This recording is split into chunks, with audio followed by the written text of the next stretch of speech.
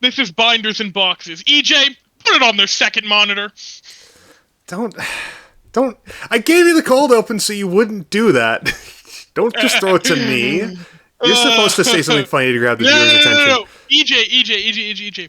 Putting it on their second monitor is the funny thing, because this is not a main monitor activity. They're putting it in the background. I understand that. I think I even mentioned that. Are you saying we don't have second monitor energy, or do you think we have main monitor energy? No, I'm getting cold feet because I just realized, oh god, we're doing this. Yeah, it's fine. Cold feet, cold open, kind of fits. Yeah, I've been gone for 2 months, and this is what I come back with. Hello, people who subscribe just for Trackmania. Sorry, not sorry. Oh, God. Hey, wait. You have other stuff on your channel that's not Trackmania. Granted, the Trackmania does buckets. I don't know why it does buckets. I feel bad because I like it. I watch it. I'm not gonna lie about that. Not to get too much into a non-magic tangent. The Trackmania maybe kind of pushed to the side for a bit for various personal reasons, but I'll come back to it someday. Scout's honor, but it probably won't be in the format of a YouTube short. Please don't die. I have a coughing fit now. Oh God, no. That's fine. Anyway, this is Binders and Boxes, the show where we talk about old card game stuff and various other old things, hence the name. And wait, how old is Eldraine? I think Eldraine's officially old. It's like 6 years old. It's going to be 6 in October. It's 5 years old. 6 in October. It turned 5 October 2024. It turned 6 October 2025. Yeah. I was like, I don't know. I don't, that makes me feel old. Oh, yeah, I know. I don't know. I think once you get past 5 years, you can call something old. Hear that, all you kindergartners who are watching this, because I know somehow you all are. You're old. Get your life together. Wait, no, if we admit that kindergartens are watching this, we're going to be put on YouTube for kids. Oh, fuck, I didn't think it. No, I take that back. Cut the whole thing. Cut the whole thing. You just dropped an F-bomb. We're fine. Fuck. You dropped an F-bomb. You dropped another one. We're great. Fuck. Let's go. Fuck. Okay, we don't need to drop any more. We don't want to get age restricted. I hate what YouTube's become. This has nothing to do with the topic. Okay. No, but we are talking about metas, and this is YouTube meta instead of card game meta. Talk about meta. Does Oko also break the YouTube meta? If we talk about him, are we going to get a shit ton of views? I don't think so. I mean, if we were talking about him when he first came out, I think we would have gotten way more, because at this point, no one cares about Oko. But now, because he got banned, he's the most banned card of all time, and at this point, no one cares, right? Because he's old news, to use the old term, he is old news, and he just doesn't matter, and yeah, he was busted when he came out, but he's now been banned, and he's been banned for a while. Heck, he's banned in Legacy, which not even Jace the Mind Sculptor got, and he was considered the boogeyman for a while. I mean, that should put a lot into perspective right there. The fact that he is more feared than Jace the Mind Sculptor, Mr. 4 abilities himself. Yeah, I mean, we've had other Planeswalkers with 4 abilities. We've had Chandra, Torch of Defiance, who, when she came out in Kaladesh, people literally were calling her because she had 4 abilities. The next Jace the Mind Sculptor, she ended up not being... she was good in Standard. But that was... And I think she saw some Modern play. I don't remember. I wasn't super big into Modern at that time period. I actually was loving Standard with Kaladesh and Aether Revolt. So that was my main format at the time. But she was But she had 4 abilities. She had 2 +1s, -3 and a -7. +1 was Exile, top card of your library. You may cast it this turn. If you don't, Chandra Torch of Time deals 2 damage to each opponent. It is worth noting it says cast that card this turn, meaning if you exile a land, each opponent is taking 2 damage, because you can't cast a land, you play a land. Another +1 was add 2 red mana to your mana pool. -3 was she deals 4 damage to target creature. But sure, she had card advantage and she had mana advantage, but Jace the Mind Sculptor gave Modern Brainstorm, because his 0 is Brainstorm. Yes, you're doing it at sorcery speed instead of instant speed, but people will jokingly call Brainstorm the most powerful sorcery Magic has ever printed because so many people play it at sorcery speed. Because they read the card, they think it's such a powerful card. There's no way this thing is a sorcery. I mean, an instant, and so they play it at sorcery speed. But Brainstorm's an instant. It's arguably, I think, one of the most powerful cards they've ever printed. It's amazing. You draw 3 cards and you put 2 cards from your hand on top of your library in any order, so you're always netting 1 card, but you are using the Brainstorm, so you're neutral on card advantage. But you can put 2 cards away that you don't need, and then in a format like Modern or Legacy, where fetches exist or stuff to shuffle your library, you can then shuffle those cards away. And you're also in formats where the miracle mechanic exists, so being able to rig the top of your deck is amazing, right? Like, Brainstorm is just like all upsides. It's like perfect hand sculpting and card selection, and like card selection is almost as good as just raw card draw, right? Making Brainstorm amazing. As a Jace the Mind. sorry, Sorry. Discord No, latency. you go ahead. As That's somebody fine. who has played Yu-Gi-Oh their whole life, hearing cards like that is always crazy to me because obviously the reason why Yu-Gi-Oh's cards have to be balanced in such a different way is because there's no resource management like mana. So Yeah. the fact that this is a graceful charity that doesn't make you get rid of the cards as such, which obviously became broken in Yu-Gi-Oh later, but they couldn't have foreseen that at the time, is just crazy to me. Like they just made that. Yeah. Like oh my god. Yeah. Well, I mean, they also made Ancestral Recall at first. Like, I fully believe that um Brainstorm is their attempt at fixing Ancestral Recall, where Ancestral Recall is basically the pot of greed of Magic, and it's like banned everywhere but Vintage. Um, where it's because Vintage doesn't have a banned list; it only has a limited list, right? Right. For like Yu-Gi-Oh players, basically Yu-Gi-Oh only has like other than Edison, which is Edison an official format? I knew it started as a fan It format. was for like God, I'm dying. It was for like 5 seconds. I'm probably hang on. I'm gonna look this up. I think what Konami said was like no, they didn't get rid of Edison, but they changed Edison, so it's like you have to use the errata card effect. So I think it's still an official Oh yeah, yeah, format, yeah, yeah. but it's gross Yeah, now. they did that for Goat. Yeah, that Yeah, was their Time Wizard errata. yeah. Yeah, No, but it's basically yeah. not Edison anymore at that point, is it? Yeah. Well, because like Goyo Guardian, Yeah, when it was first printed in Edison, only required any tuner, right? A generic tuner, yeah. if I'm Now it needs an remembering right. Earth. And You then need it an got Earth. you need an Earth tuner, which means my Blackwing Edison deck can't summon it because it doesn't have an Earth tuner. I mean, it looks nice.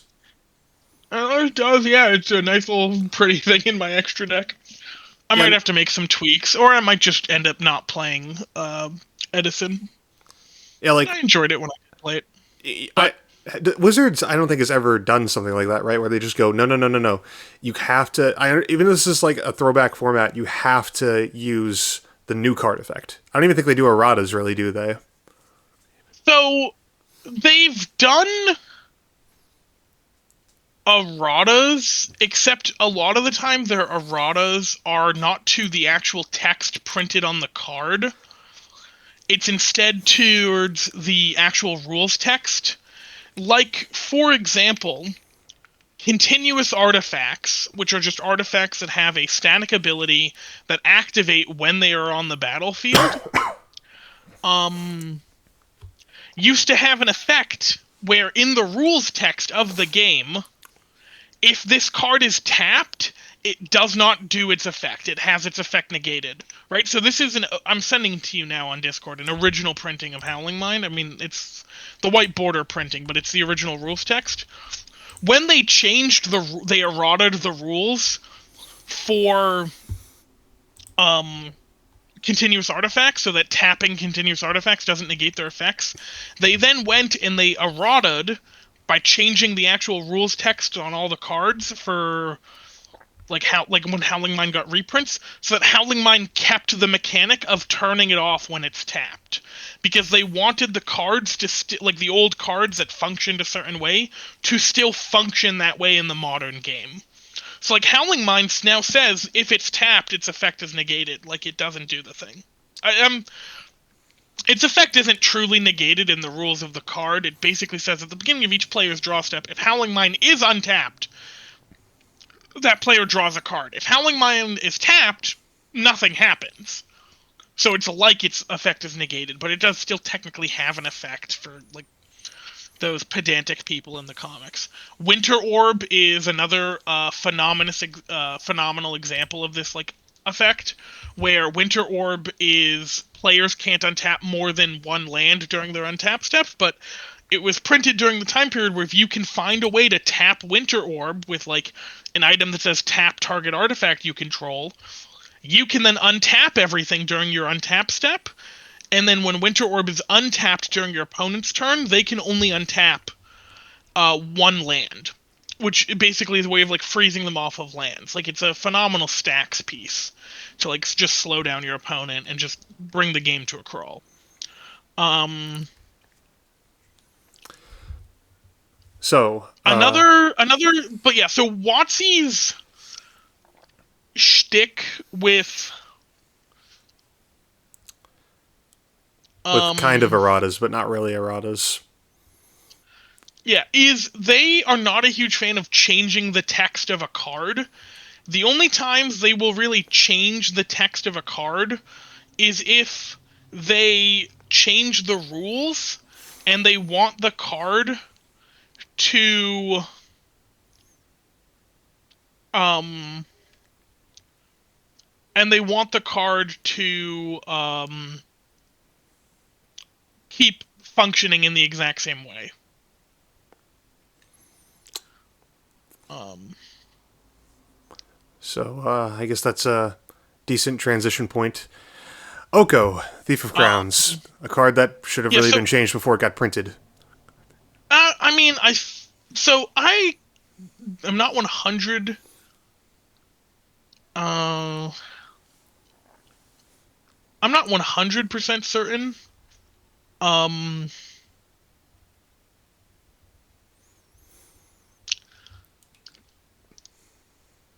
I'm not really certain. Like, I've not really found a verifiable source about this. Oh, you want to get into the whole most banned card thing, or Oh yeah, so he's the most banned card ever. Like, he has only three abilities. He's a 3 mana planeswalker with 4 starting loyalty. He has a +2 of create a food token, a +1 target artifact or creature loses all abilities, becomes a green elk with base power toughness 3/3, and -5 exchange control of target artifact or creature you control and target creature an opponent controls with power 3 or less. Um I'm just now realizing how dumb that previous statement was because it's incredibly easy to verify which is the most banned card. I well, no, apologize. no, I was saying I meant more so like there have been a lot of talks about how Oko's +1 used to be a 0 or a -1, and that he was changed like very close to right before he went off to the printer. Yeah, Um, and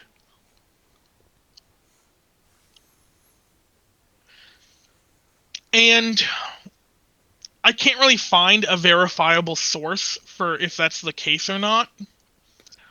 So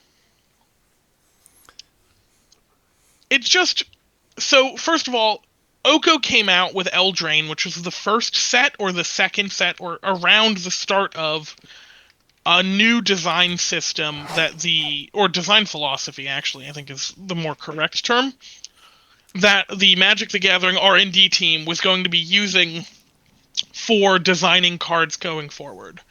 Um yeah, I just googled it. Eldraine was the first set with F.I.R.E fire, going off. and that's like fun in what is it?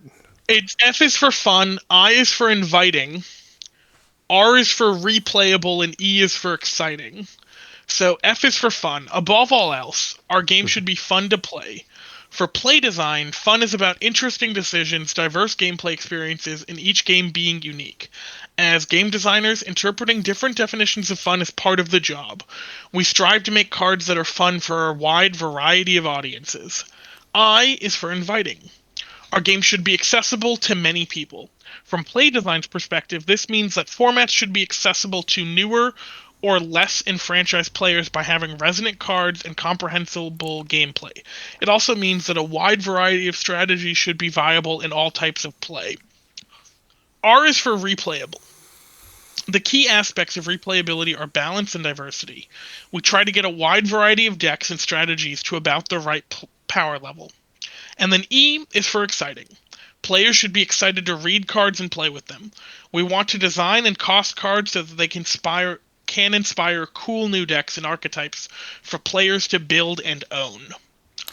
So, Eldraine was a problem. I mean, I could Um, shut up, phone. and it was the first set where they did fire, where they had in there's actually a phenomenal video if people are interested in looking it up called "Circling the Eldraine." I'm trying to remember who Hang made on, it. I gotta write. Oh wait, I got my phone right here. Why don't I just write it on that? Yeah, "Circling the Eldraine." It's by Pretty Deece from the TCG Player team. And And for those of you who are watching on a separate monitor, I've thrown the thumbnail up on screen. I put a link in the description. Go check that out. yeah, and it's in my opinion a phenomenal video, and it basically talks about how in standard, which is the like main format of Magic, there weren't a ton of bans, and then we get to Eldraine, and there was just a mountain of bans.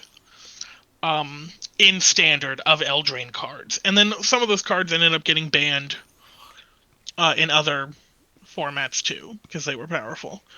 Um, but I'm pulling up the timeline now of standard bans from WOTC. Let me scroll to uh okay, so 2020 2020. On the subject of Oko specifically, wasn't Oko only legal for about 6 weeks, something like that? I think yeah. Which I mean, it's extra weird when you consider like Jace was legal for months, right? The Jace the Mind Uh Sculptor, I'm pretty sure was yeah, he was banned November 18th, 2019. That's when Oko was banned, less than a month and a half after his release. yeah, So, that's pretty rough. Like on both sides of the coin, because Oko's a. I've tried to look into the lore. I'm not going to pretend I have a comprehensive understanding of the Eldraine lore, but he's an important character, right? You don't want to go banning your important characters because it's like get people invested in the universe at large, not just the game, so you can sell even more stuff. so Oko's kind of an important character. He's the main antagonist of the Eldraine set for like that story, where he basically took the king of all the land. I'm like really, really dumbing it down. Magic Arcanum is another Magic the Gathering YouTube channel. They have a great video summarizing what happens each set for the story. So if you want to like go and get a much more comprehensive and accurate rendition, where I'm just going purely off of memory right now, I heavily recommend you check out like their video about Yeah. Eldraine. But like Oko basically transformed Kenrith the King into a elk, which you can see referenced and depicted on the card Kenrith's transformation, right? Yeah. Which the card itself turns something into an elk, like Kenrith was. And then he shapeshifts into Kenrith, and Kenrith is the king of like all the lands and stuff like that. So that's part of the reason he has the title Thief of Crowns. But yeah, Oko Thief of Crowns was banned November, and so was Once Upon a Time, which was another card in standard from Eldraine, where Once Upon a Time is a 2-mana green instant, 1 and a green to cast it. If this spell is the first spell you've cast this game, you may cast it without paying its mana cost. Look at the top 5 cards of your library. You may reveal a creature or land card from among them, put it into your hand. Put the rest on the bottom of your library in a random order. And it just made Simic decks like so consistent. Because you could keep a hand that doesn't really do anything. Like it might be light on land, it might not have like enough creature threats, but it has a once upon a time that you could play turn 0 with 0 lands in play because it's your first spell of the game. Um, so like once upon a time and Oko Thief of Crowns got banned at the same time in Standard. Both incredibly powerful cards. And then Veil of Summer also got banned, but that was from M20, and Hmm.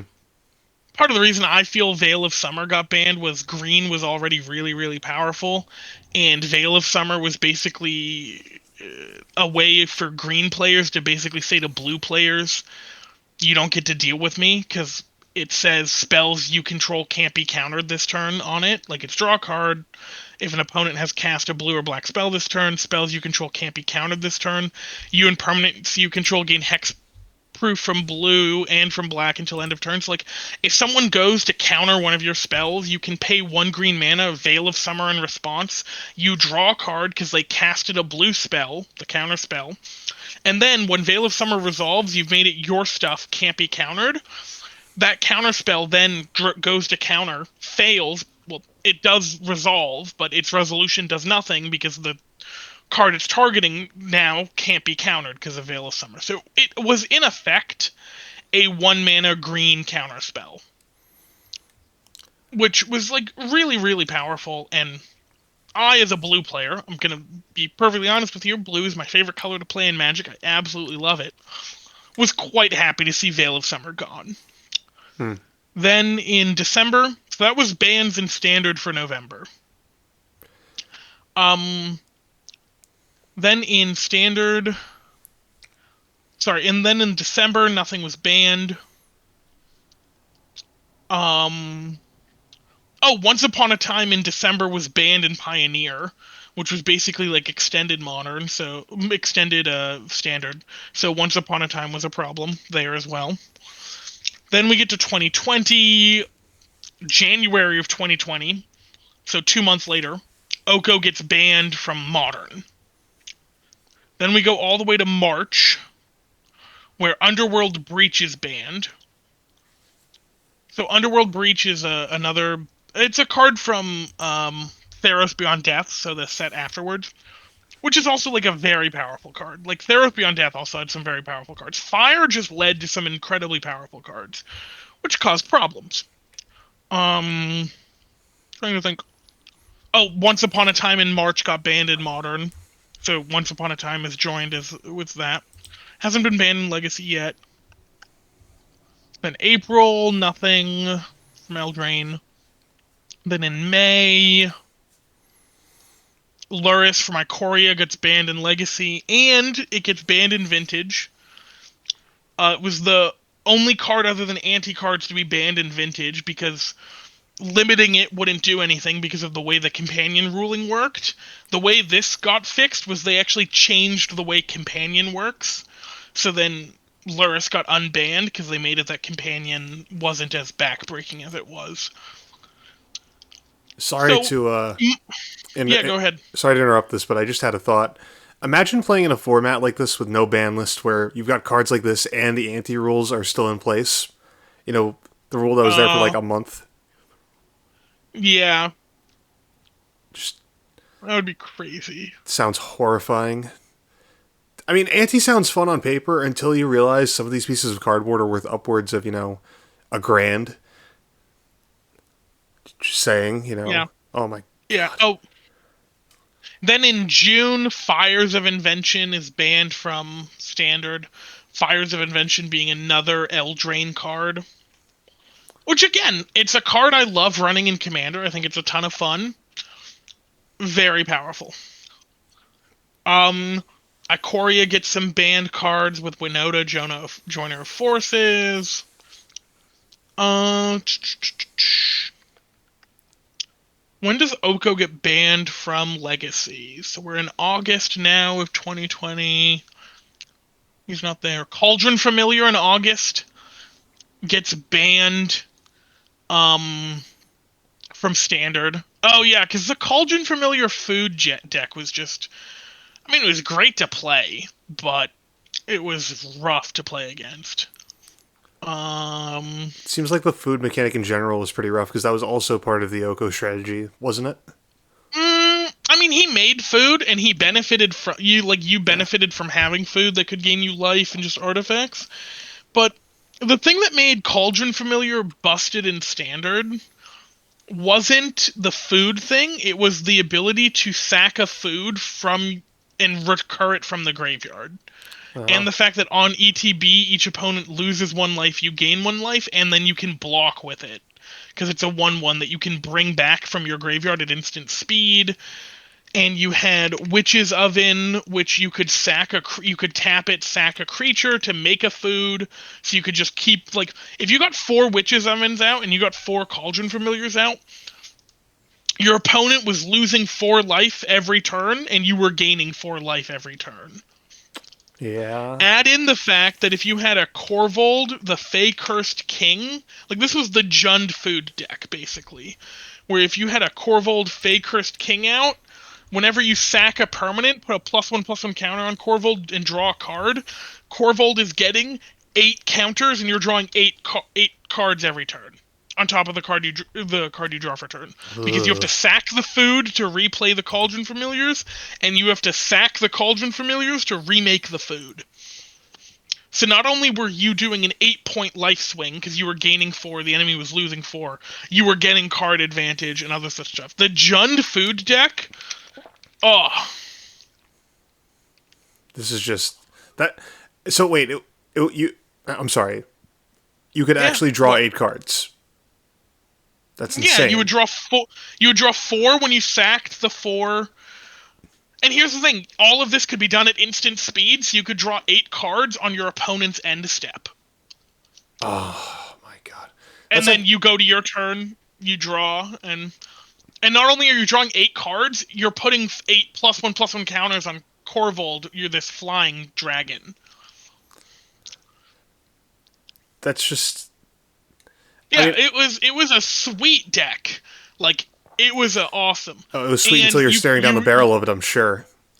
you were running like Midnight Reapers, which were whenever a non-token creature, so your Cauldron Familiars, whenever they die, you take 1 damage, you draw a card. You had, like, because Corvold is kind of expensive, you had like ramp in like mana dorks, which you could then sack to make food. Like Paradise Druid was legal at the time. Mayhem Devil was legal at the time, which is whenever a player, like any player, sacks a permanent, Mayhem Devil deals 1 damage to any target. Meaning, if you're in the mirror match, it's all about who slams the Mayhem Devil first. Because whenever you sack something, if your opponent's playing this deck and they have their Mayhem Devil out, you're now making it that their stuff is dealing damage to you. You had like Massacre Girl, who was a creature that on ETB would wipe the board very consistently. You had Gilded Goose, which was another like mana dork. It would make you mana. And it made food, and it used that food to make mana, and you would have to sack the food to make the mana. So it also like worked with your whole sacrificing strategy. Wicked Wolf was another card in the deck, if I'm remembering right, or was Wicked Wolf too expensive to run and didn't offer enough benefit? I can't remember. But Wicked Wolf, you could sack food to it, put +1/+1 counters on it. It gains indestructible. When it entered the battlefield, if I remember right, it fought something your opponent controls. Well, I think something you don't control, so it also was removal on a creature. You had the Cauldron Familiar. Assassin's Trophy was in this meta, so you had like some amazing Golgari removal. Um and you had you had what, there was a Golgari Planeswalker in Eldraine, Garrick. We had a Garrick that would make tokens on his 0 ability. He would make 2 tokens on his. I'm gonna have to Google this. Give me a second. Yeah, he would make 2 tokens on his 0 ability. No, JB, He would don't you make die 2 too. tokens. It's spreading through the waves, the internet waves. But yeah, he would make 2 tokens on his 0 ability that when they die, put a loyalty counter on each Garrick Planeswalker you control. Um, You could -3 to destroy target creature, draw a card, and -6 get an emblem with creatures you control, get +3/+3 and have trample. But just making 2 tokens for you to then sack to this whole like sacrifice thing was just awesome. Um Oh, and you could run Lovestruck Beast too. Lovestruck Beast. So there used to be a saying in Modern, which is like when a new creature would come out, you would basically say dies to Doomblade, like dies to removal. Heck, there's a podcast. I don't know if this podcast is still going on, that the Tolarian Community College started. I used to watch this podcast every single day it came out, and then I just like got busy, so I stopped. And but I don't know if it's still going on, but I absolutely loved this podcast. But it's called the Dies to Removal podcast, and it was Pleasant Kenobi and the Professor just talking about Magic the Gathering and stuff. Oh yeah, they haven't posted a new episode in 2 years, so I think this podcast is over. What? A podcast ending Um, out of nowhere? That never happens. It's going to age really poorly if there's only one episode of this. oh, that would be. Um, yeah, so I don't know why it ended, but I thought it was really good when it was like when I would watch it, and I really enjoyed it.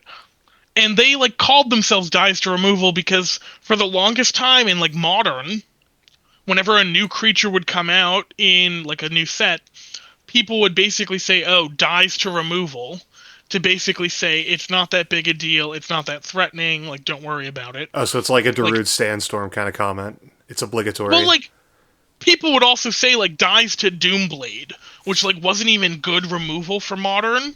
And like if something just dies to Doomblade, it's like, look, Doomblade's not even good, and you die to it. You die to it really easily, really quickly. Like, and if I remember right, the Dies to Removal like podcast opening was a Tarmogoyf, which is like this um like a very famous creature in Modern, dying to someone doing a Doomblade. I sent the image to you, EJ. That's actually an awesome piece of art. It isn't it? Yeah. Yeah. Um, but like you have that, and during the time period Eldraine was in Standard, people would basically say, "Oh, dies to Lovestruck Beast," because Lovestruck Beast, while I love the card, right, I think Lovestruck Beast is a very very cute card, phenomenal card in terms of like its flavor. I don't know if I would say it's a phenomenal card in terms of its like power, because it can't attack unless you control a 1/1 creature, but it can block. And it's a 3 mana 5/5. It's also an adventure where for 1 mana you create a 1/1 white human creature token. I don't know for a fact if Jund Food ran Lovestruck Beast. I can't imagine why it wouldn't. It's a phenomenal card, and you run 4 Cauldron Familiars, which are 1/1s. Yeah, so like you have dies to removal, which like dies to Doomblade, and there was a point in time in Standard where the metric for if a creature was playable or not was if it could attack into a Lovestruck Beast. Because it's like, oh, you have a 3 mana 3/3. Well, you can't attack into a Lovestruck Beast, so you're not playable. Because if my opponent has this 3 mana 5/5 that can just block for free, not like I can just block with no issue, um, it's like a problem. So like Eldraine definitely like pushed the envelope, and after Eldraine, people kind of joked that all formats became rotating formats because like Uro, Titan of Nature's Wrath, ended up getting banned in Modern, for example, from Theros Beyond Death because it was really, really powerful and really, really good. Um, it also ended up getting banned in Standard, of course, because it was really good, really strong. Um, Escape the Underworld or Breach. I think I already sent you the copy of the card. Yeah, Underworld Breach. There we go. That ended up getting banned because it was like problematic. Um, and then we also had the like Modern Horizons sets where you have like Hogak. But if I remember right, Hogak came out before Oko, but he caused like issues. So like the more non-rotating formats have felt to me at least very more rotatey since um the F.I.R.E design has started. Whereas before it might take like several sets to cause a shift in the meta of like modern and stuff like that. Now to me it feels like every set that comes out there's like a change in modern where modern used to like not get, or it felt like to me at least it didn't change all that often. Um Granted that might just be that there's more online resources now than ever, so people are able to use those to like theory craft and refine and tweak their decks and such, and they're able to find the cream of the crop of a standard set a lot sooner and then figure out those cards being playable in modern. Like it could not be anything at all to do with WOTC and their play like design philosophy change, and it could entirely just be the resources that have now become available and the ease at which those resources are already used for the average player, etc., etc. I just can't help but notice that the philosophy design change lines up with when it felt like to me these eternal formats, or non-rotating because eternal has a different meaning in Magic, um became more rotatey. But that's again purely my own speculation, purely my own theory. And while I do have problems with the like design team at WotC on occasion and decisions they make and the like, and I don't agree with all of them, I won't say for a second I think I could do better than them because it's a hard job that they do. I'm not gonna like. There's a joke that WotC could put $100 bills in the packs of Magic cards, and their fan base would complain that they're not folded properly in the packs, which is something I fully believe. Um, because there is no pleasing everyone. Right. One thing I noticed with a lot of the fire cards you listed, Yeah, maybe they're I'm complete. green. No, no, not that they're green. I Oh, noticed that two things, and this could maybe I'm just not paying enough attention. Here's my disclaimer: 40 minutes into this podcast, I do not have anywhere near the game knowledge of this game that JB has, and I'm also just a moron IRL.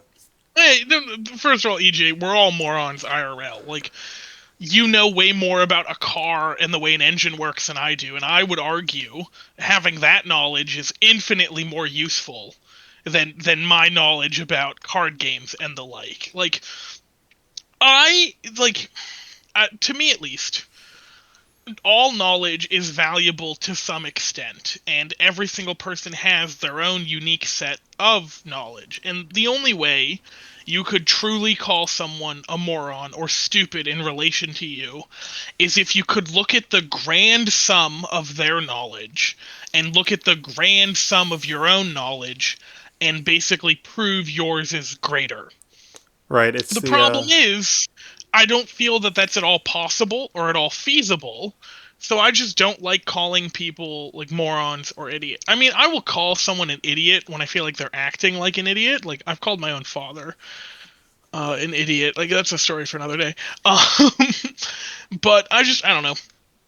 To me, there's like no such truth. Like to me, I'm going to be honest with you, a lot of days I feel like having all of this knowledge about all of these different card games and the like is just completely useless. It doesn't help me in my job. It doesn't really help me on my day to day. I mean, it's a fun hobby to have and I enjoy my time with it, but I it's mean, really all it is. there are far worse things to have extensive knowledge on. Like, I'm Yeah. gonna. No, I'm not. I'm not gonna start calling people out and Okay. going boom, boom, boom because I'm gonna get everyone mad. But the point I'm trying to get to here is that the two things I'm noticing, which I'm probably completely incorrect on, You know? one, a lot of these cards can be played extremely early, like turn one or turn two. Two, it seems like, Yep. especially with green, it seems like they kind of give colors abilities that are normally reserved for other colors.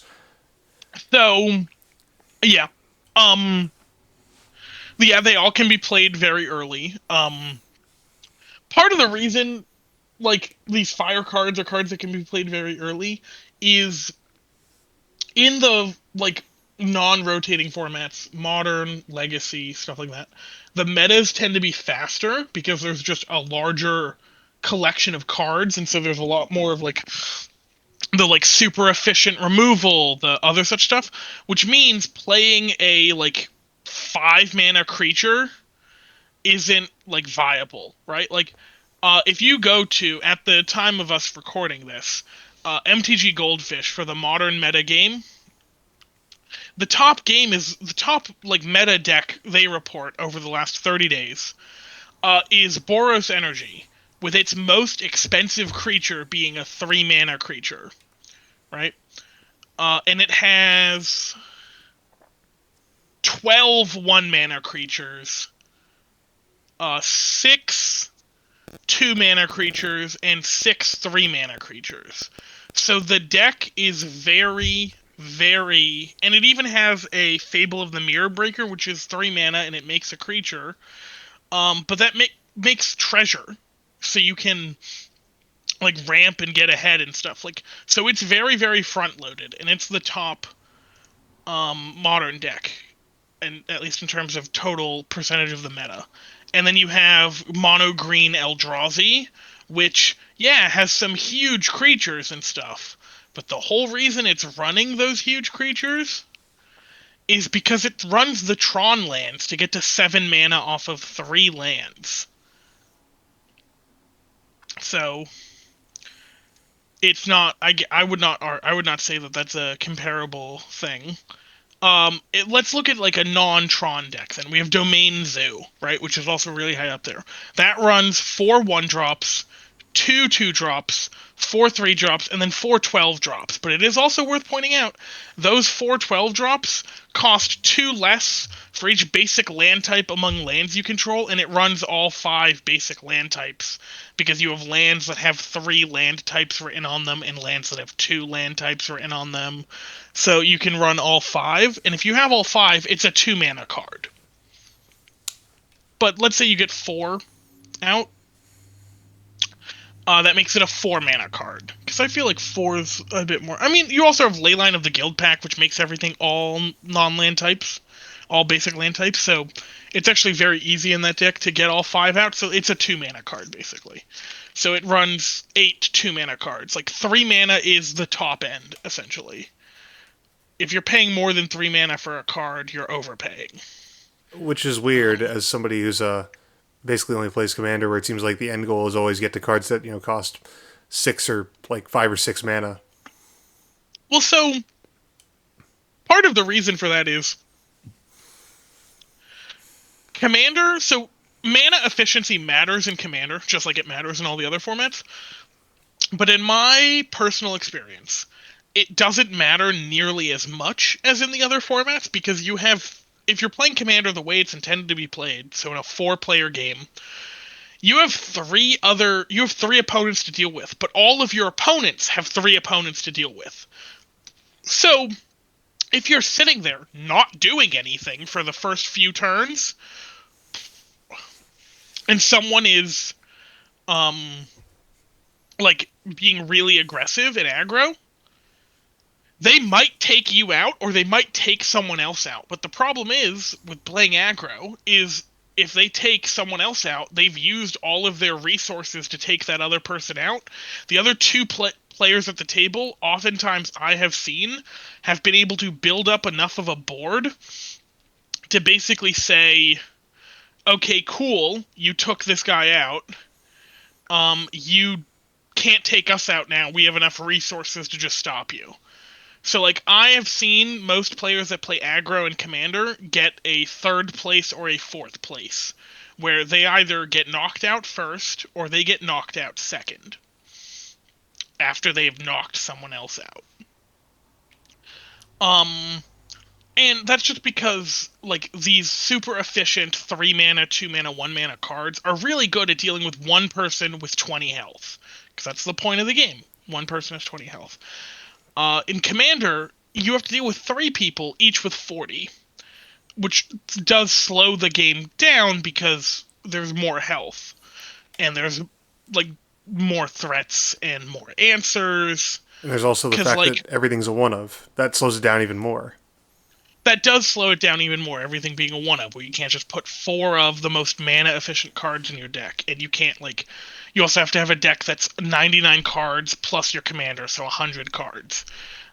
Which means your odds of like drawing your cards that are a one of aren't great. Like in my Gwen Stacy deck that I made, because I'm I really didn't want to, and I bought singles. I didn't buy a single sealed product. I really didn't want to support Universes Beyond, but I'm like a huge Spider-Man fan, and I really loved the comic book showcase art. So I basically looked at all of them, and I go, okay, which of these do I like the look of the most? And I liked the look of Gwen Stacy with her comic book art the most, which is why I built it.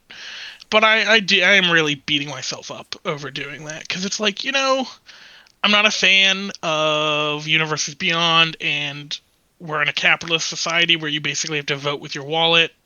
And I purchased product, not sealed product, singles, but that basically means I voted in favor, I guess you could say. And one could say, oh, you should have just proxied the cards. I have yet to find someone who proxies that like makes the cards to a quality that I like. Like I found one person on Etsy that I kind of liked because I liked how I liked the thickness and the weight of their cards. Like it reminded me of a Magic card, but they were like sticky. Like the cards did not feel like a Magic card with like their ink and stuff like that. Ugh. And like I play with sleeves, so Yeah. you're not gonna know. But like I knew when I was putting them into the sleeves, and I was just like, ugh. Um, and then there was another proxy that I bought where they felt like a magic card, but they were like so much lighter and so much thinner that when I had a magic card in a sleeve and I had them in a sleeve, I could tell the difference just by picking them up. And like I would like shuffle them into a deck and I would be able to like when I would like go to draw a card, I knew immediately it was like one of the proxied cards. And since the whole deck wasn't proxied, I knew, oh, this is this card. I Yeah. have since swapped those proxied cards out with real cards, partly due to the fact that like they were like weighted and it was cheaper to buy the real cards of those cards I was proxying than to buy the entire commander deck as a proxy. Just because of the price of like printing it. And I do play Commander casually, but even playing casually, I was like, that's like a competitive advantage of like knowing what cards are coming or like where they are that I just don't want. Because I'm of the opinion, if you're gonna play casually, play fully within the rules and like beat someone beat someone within the rules and lose within the rules. Like, what's the point in cheating? I guess. Especially if there's like no money on the line. Like if there's money on the line, I can kind of understand cheating. I still don't agree with it, but like for all I know, you're in the situation where you really need the money, and I'm not gonna begrudge you um doing what you need to do to put food on the table, but like not begrudge you. I'm not gonna judge you for doing what you need to do to put food on the table, but like casually, you're playing with your friends in theory. So the only person you're like denying like the joy to is your friends. Like I like that's me, I guess. No, no, I get what you're saying. I get what you're saying.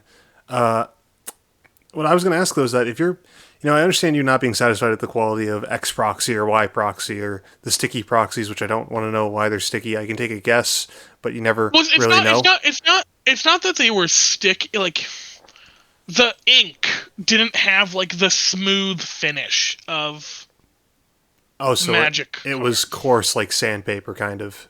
It wasn't coarse like sandpaper. It kind of was coarse like sandpaper. It was like You've ever had like those sticky mouse traps, Oh right? no. You Really? ever leave them? No, you ever leave them out for like a year, have them get like basically all dry, but like you run your hand over it and it doesn't feel sticky and your hand doesn't get stopped, but there's just something in the texture that gives you this sticky feeling, I guess. It like to use a joke about like LaCroix seltzers and their lack of flavor, right? Where like someone said LaCroix lemon seltzer should be labeled as something that traveled next to lemons in the truck. Like a friend of mine really felt LaCroix did not have like any flavor to them at all. As someone who's never tried one, no idea. Um and like their lime seltzer should be renamed to hint of lime. Um it was like the cards had traveled with a hint of sticky. I like it's a really weird explanation. I have some tokens, like some sweet looking tokens, from the company that printed those off, like some free sweet looking like custom tokens. Like I love the art on them. That I can like show them to you, and I can like hand you the cards, so you can like kind of see what I feel because they're like printed the same way. A lot of my friends think they feel fine. I don't know. It's just a me thing. It might purely just be like a me sensory thing. But this ties back into where I was going before. You are so completely in tune with what a magic card should look like and feel like. What if you just took the extra step and made one proxy yourself? Because it sounds like it's just this card. You know. Well, part of the so for me, if I were to make a proxy, I would take an actual official magic card, right? I would take a Mr. Clean magic eraser All right, I'm following you. I'm following and you. I would take that, right? I would put that magic card on like something hard, like a clipboard or the like, and I would put painter's tape on it covering the black border. I would then use the Mr. Clean magic eraser to erase the ink off of a magic card because that works. It actually works very well. Then I would use double-sided sticky tape, stick it to the back of the magic card, put that on a sheet of paper, feed that through a laser printer with the laser printer set to print the onto it that I want. That's how I would go about doing that. Problem: the laser printer I had from HP got a firmware update and will no longer work because the firmware update it got is not compatible with its hardware. HP claims we should have bought when we got the printer a disc with the original firmware. We didn't get one. HP is now saying if we want to buy that disc, it will cost us more than just buying a new printer from them. And on principle, my family and I do not want to buy a new printer from HP with them doing this to us, nor do we want to pay more than a new printer is worth for this firmware. Yet we have not gotten rid of this printer. It's basically a giant paperweight. Um, but it was a phenomenal laser printer when it was working. And I've done that for a few cards. I do make sure when I print them like that, because they do feel and look identical to a magic card, that I make the art have a watermark that says proxy.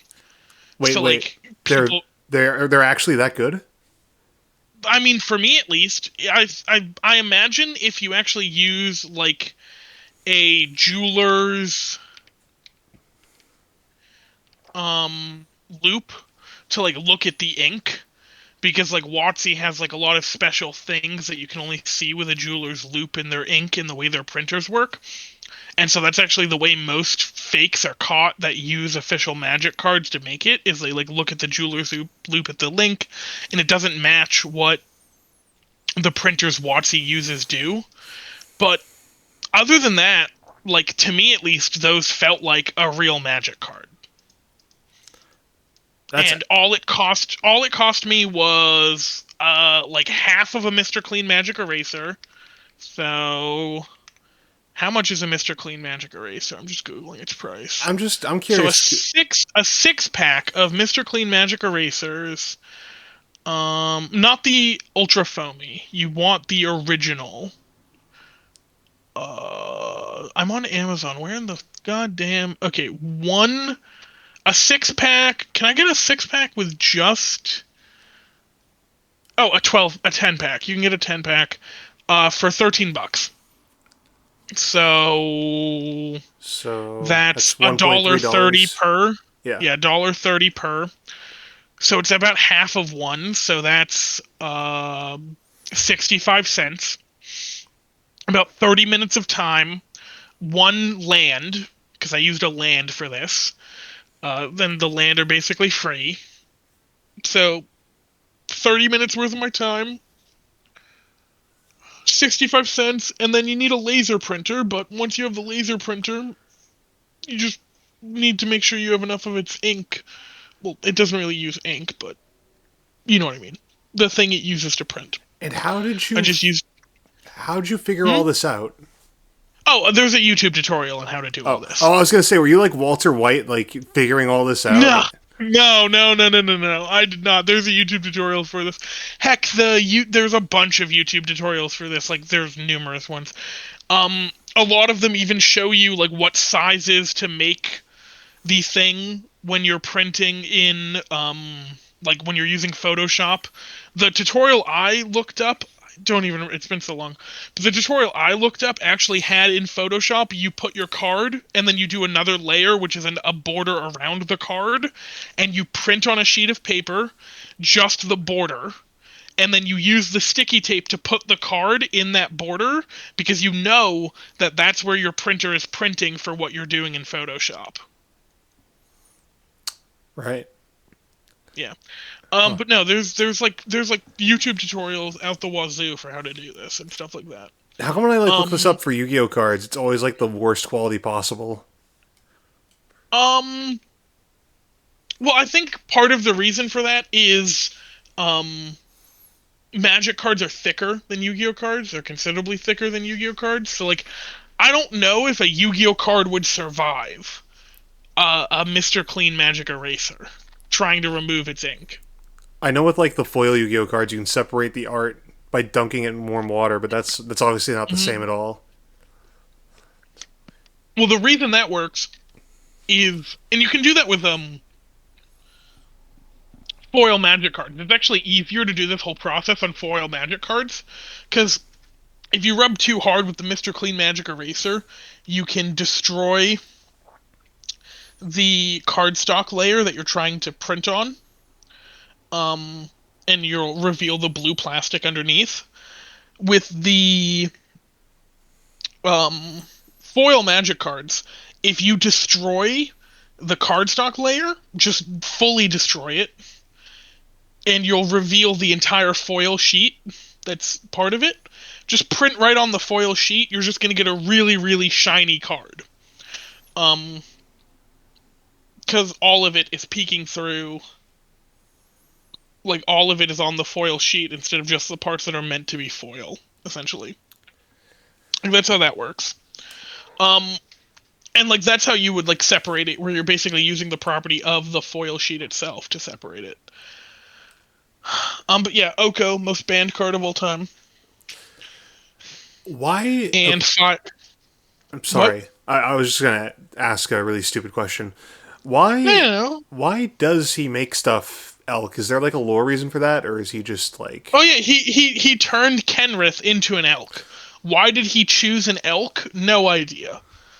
Um, but he turned Kenrith the king into an elk, which is why Kenrith's transformation turns him into an elk. Uh, Like, like why not like I ants don't or know. something? I don't know. Well, a 3/3 ant would be kind of terrifying, I'm gonna say, I mean, and I why? think I think I guess what I'm getting I at think is, part of, sorry. well, so in Magic the Gathering, a 3/3 is always your like typical beast. Like, the Okay. card Beast Within literally says destroy something, like destroy any target permanent, and its controller puts a 3/3 green beast creature token onto the battlefield, right? So like 3/3 are the stats of like a generic beast. I genuinely feel that they went with elk because they thought it was cool. Because, like, in the past, they've done cards like this, and they've made them like elephants, like Terastodon, or the white version of Beast Within is called Generous Gift, where Generous Gift is literally destroy target permanent. Its controller makes a 3/3 green elephant. Right? So, like, 3/3s are just the stats of your generic creature, like your generic animal. Um, except not always, because Curse into Swine makes 2/2 boars, or are they? Yeah, they're 2/2 green boars. That's from OG Theros. So, like, they're not always 3/3s, but 3/3 is a number that they go with very frequently. No idea why. I like how the others Um, imply a transformation, but generous gift is just that guy's dead. yeah, Like that it's man's like dead. the best presents are impossible to regift. That's the flavor text. It's so Yeah, great. Um, that's well, like, another. Sorry. the Beast Within card is from New Phyrexia or whatever. So it's like literally a beast inside of something ripping itself out. So it's also dead. I mean, I mean, I guess it's dead, but that is definitely a transformation happening there. Yeah, yeah, fair. Um, I guess maybe yeah, rebirth would be more apt. potentially. That sounds very Phyrexian. So yeah, so I like. Oh, and then the thing I'm irritated with myself about is when I grabbed today's mail, I got a package that I'm going to assume had cards in it. I saw that it was addressed to me, and then it slipped through my hands and fell between the slots of my front No, porch. no. And getting under the front porch is like a nightmare. I have like no like I don't think I'm going to be able to do it, so I'm probably going to have to wait for all of the packages to arrive because instead of ordering like one package and paying a ton, I ordered from 32 different vendors on TCG Player. Um and doing so got me a much cheaper price for all of these cards. But it means I have 32 packages arriving, and I let me actually check how many are left to come in. Okay, so I have reload the page because what I normally do is I once I've like looked at the cards, verified they match the integrity I ordered for them from TCG Player, I then rate the transaction and my interactions with that seller. That's just my standard practice. So let's see. I have one, two, three, four, five,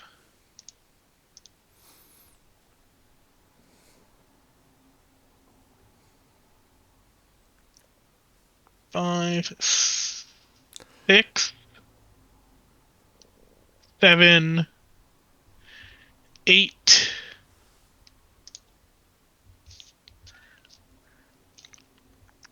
nine, 10. I have 10 packages still to arrive. Now, two of those packages I know it's not them. One of them is the package that I pre-ordered um Gwen Stacy in because she hasn't been released yet, so I did a pre-order purchase for her. And the people I pre-ordered it from said once she's been officially released and they're allowed to legally sell her, they will ship the entire package. So that won't happen until September 25th. So that package hasn't even been shipped yet. So I know it's not that. And then the other package I know it's not is one where it was shipped with tracking, and according to its tracking information, it's in New York. So it's not the one I dropped. So there's 8 other packages it could be, with the average price of package being, so that one is $7. That one is $10. That one is 2. So not to interrupt your counting, but let's just make this clear. You have no intention of getting that card out from under the deck. I mean, I can try, but the hole that you have to get through to get to it is like tiny. Dude, I will be there Like, next week with my tools. I will dig that thing out. oh well, let's hope it doesn't rain between now and then.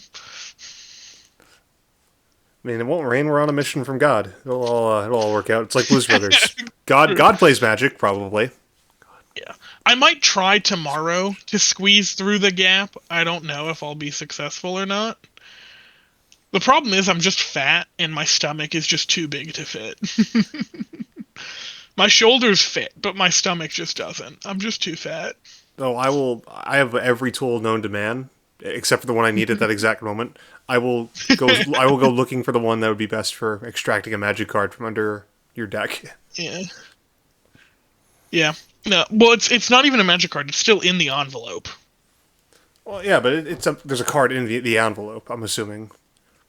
Yeah, there's a card in a top loader in the envelope, and it's potentially up to 3 cards. Because the package I have, like, each of these packages is 1 to 3 cards.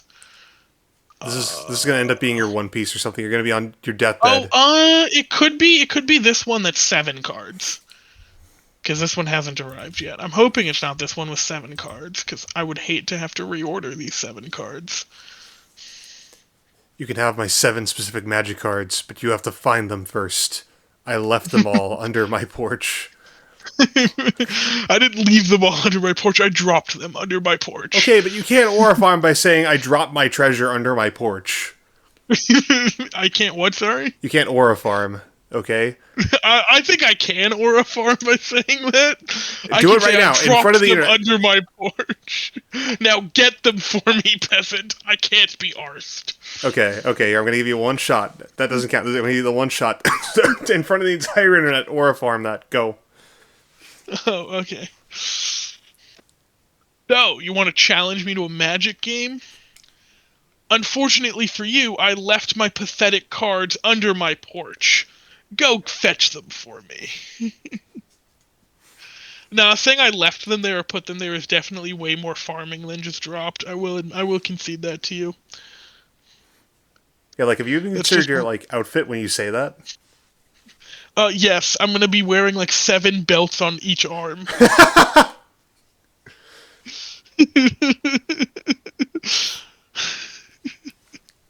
What is with like Japan and putting belts and zippers on things? I don't know. So to me it feels like greebling. So there's this term in model designing and set designing, which is called. I first learned this term from watching Adam Savage's on Tested, right? tested stuff like that. It's called greebling or greebles, and it's literally just like stuff you put on the side of stuff to like make it look more detailed and stuff like that. And like you can buy like for 3D modeling, actual model making stuff like that, like packs of just pre-made greebles that you can just slap on the side of stuff, right? But when you're doing, instead of making like spaceships or other stuff that you can just put all these greeblies on, you're making characters that are wearing outfits. What do you really have to like greeble something? You have belts, you have zippers, you have buttons. So like, though you have pockets.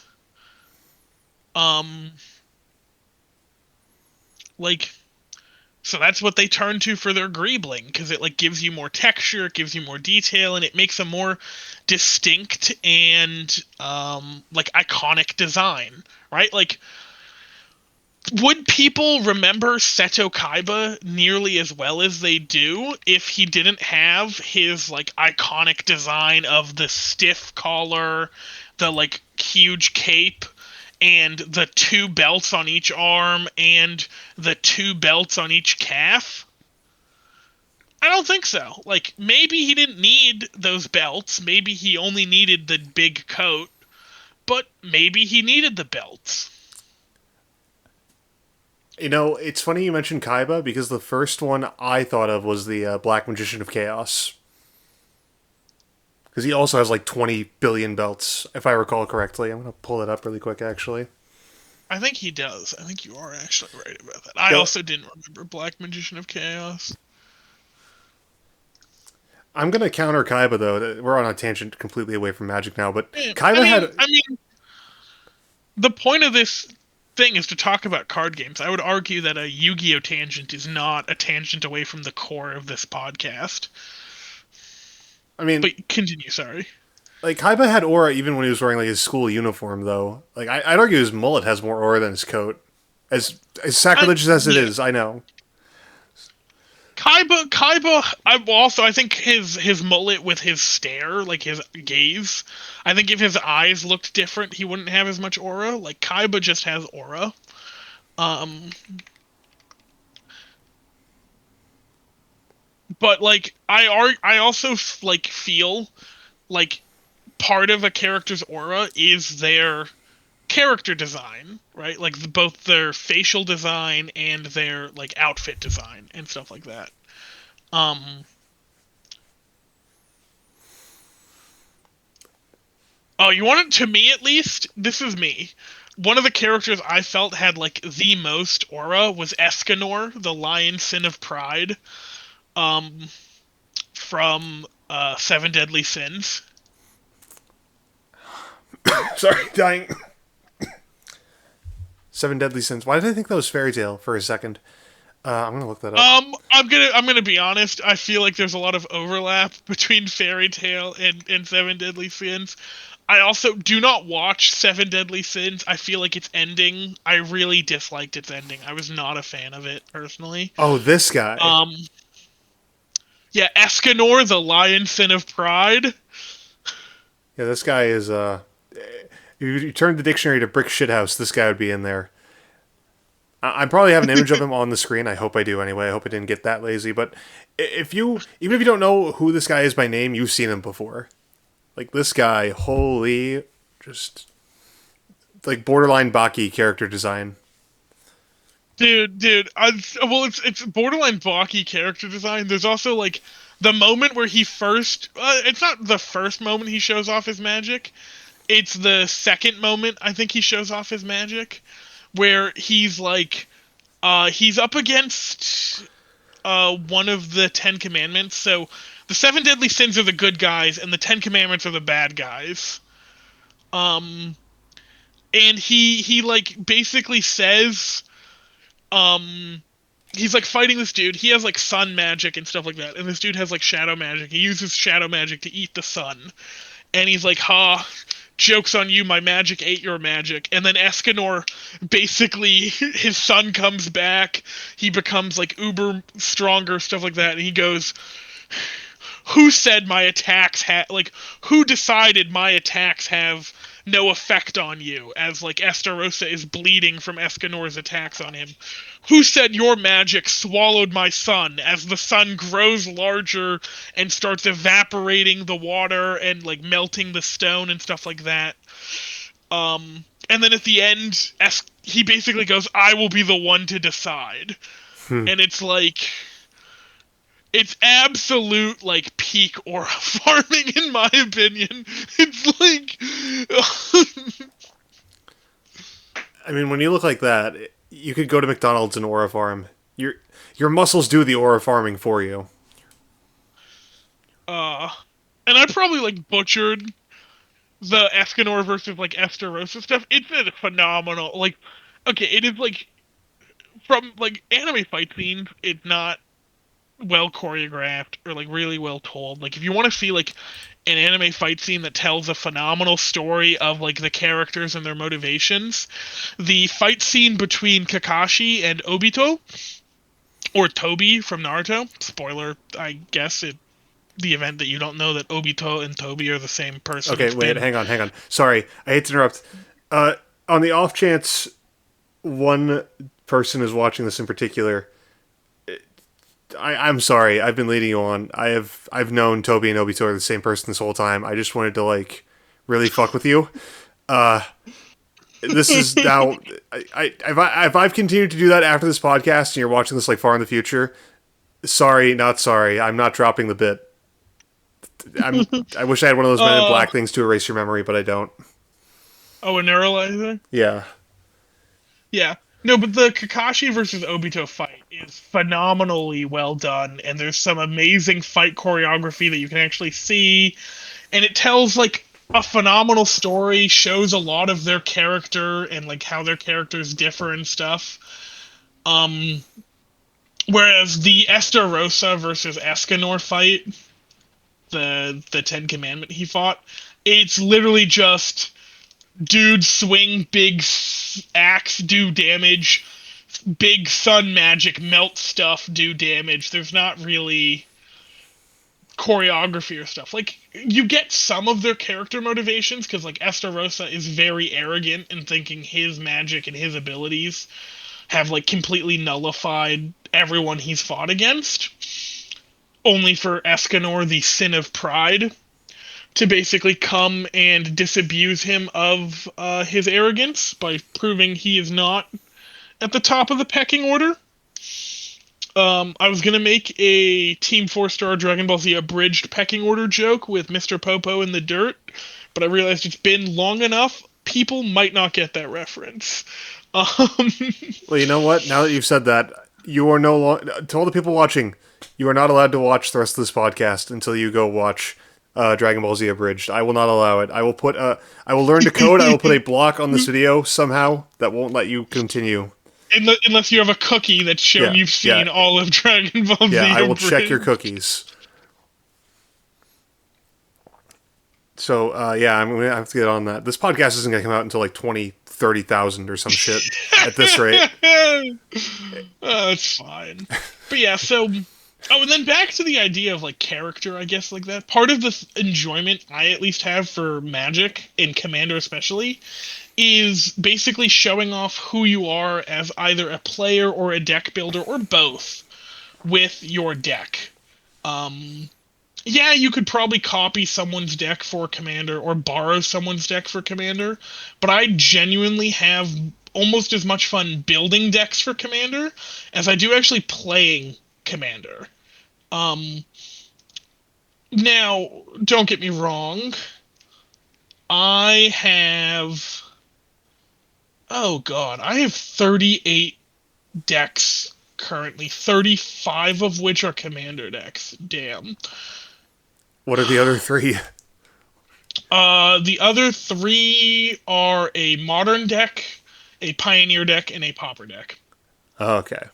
Oh, that's not even counting other decks I have that I haven't moved over to Moxfield. I was just looking at what I have on Moxfield. Let me look at Tapped Out.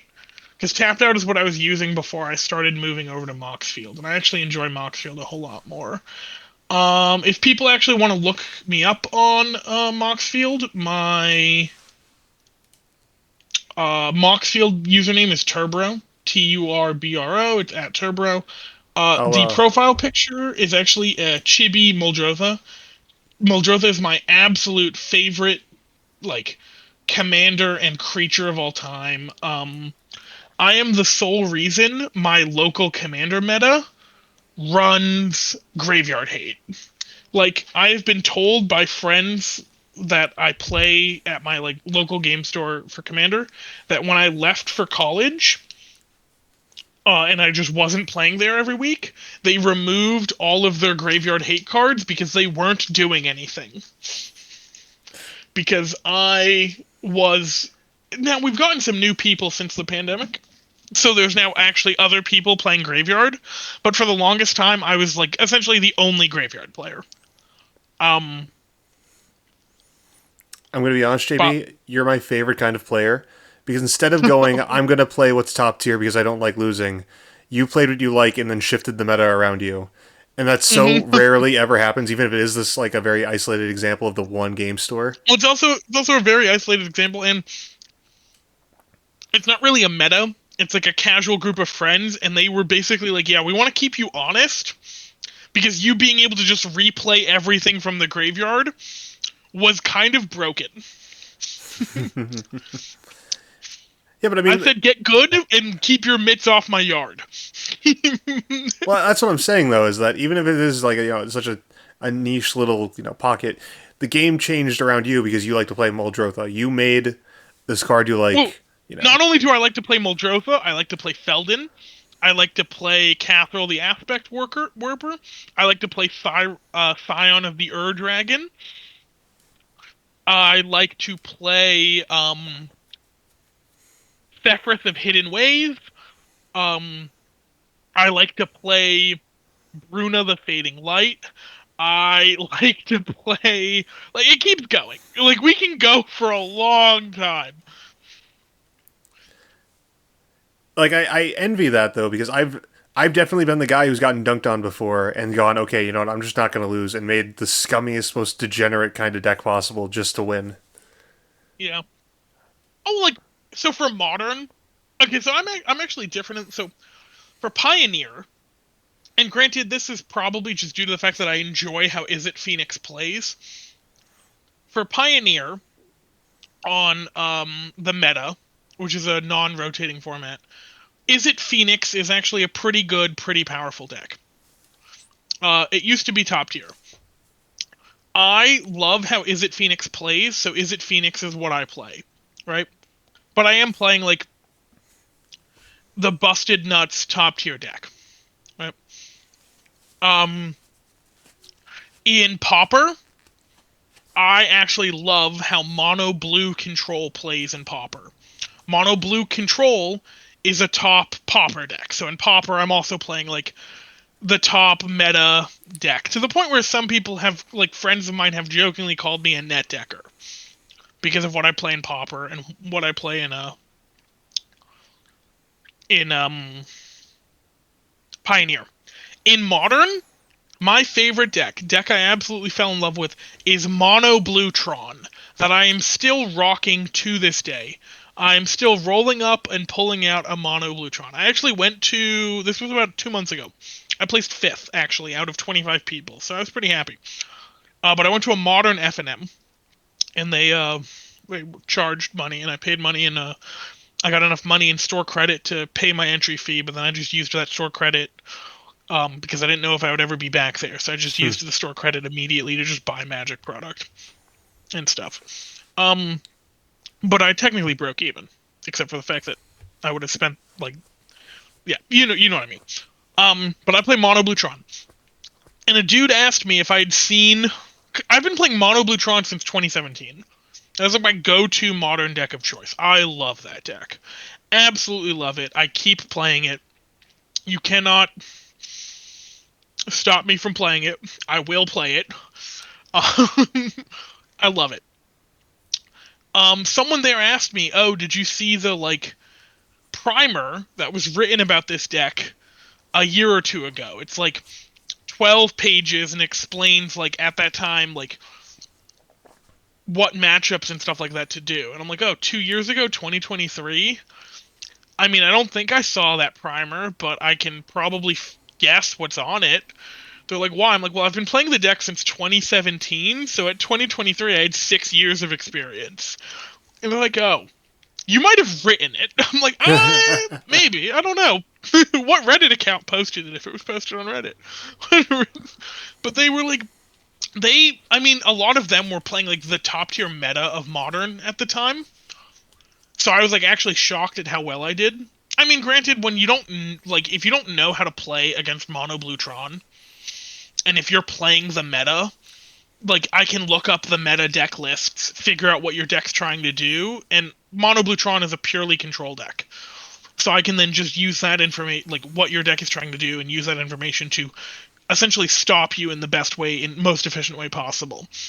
Whereas if you don't know what I'm doing, you're tough out of luck. So there was one match where I won game one. Game two, his entire sideboard, all 15 cards of his sideboard, was Tron Hate, which I was completely baffled by. I'm like, is there a lot of Tron at this local? He was like, no, I just hate Tron. I'm like, oh. Okay. So I lost game 2 and game 3. Because their 15 fourth of his deck became cards specifically designed to hate what I'm trying to do. Kind of sucked. No, but I feel that. I've already said that though. Yeah. Um.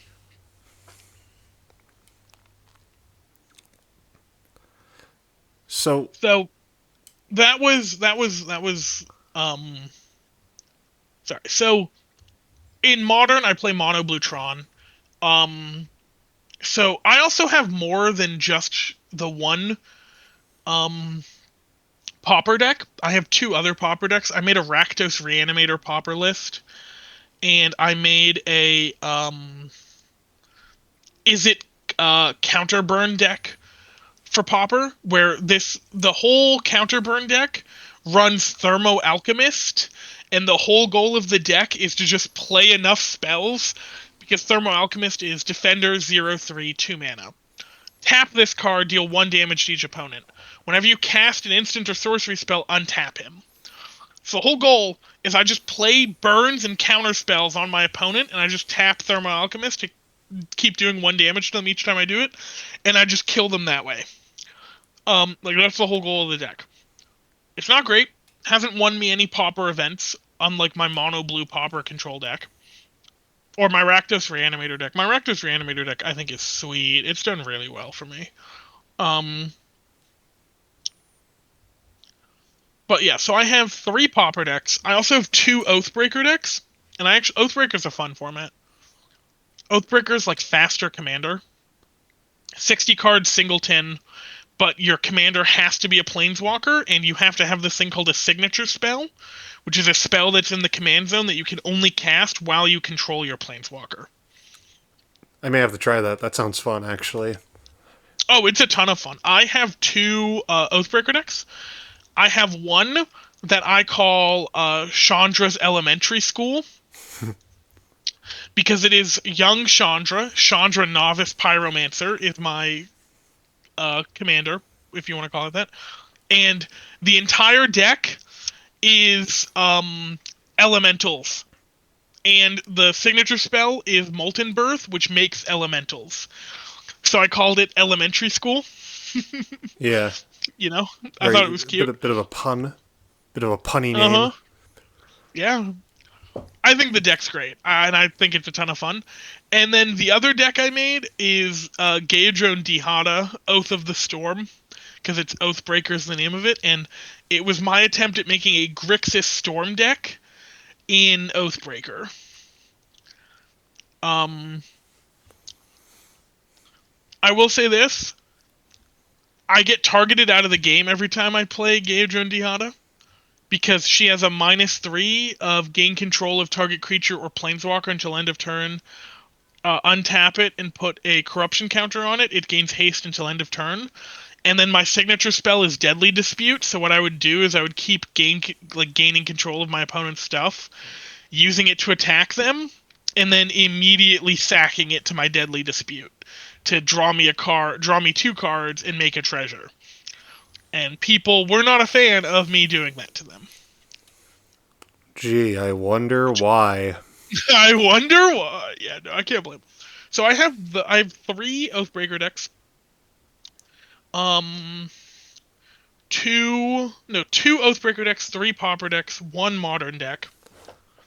So that's on 1 Pioneer deck. So that's 7 decks, right? That aren't Commander decks. Then for Commander, I have for Commander decks, I have 18 plus 4 is 22 plus 4 is 26 plus 9 is 35. I then have 35 Commander decks.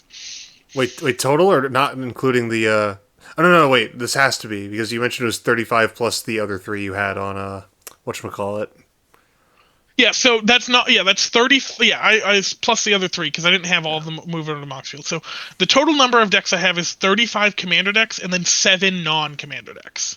So Okay. that's 42 total decks. So let me ask you this. Oh wait, and that's not even all accurate, actually. Because on Tapped Out, I have 38 commander decks for some reason, and I know.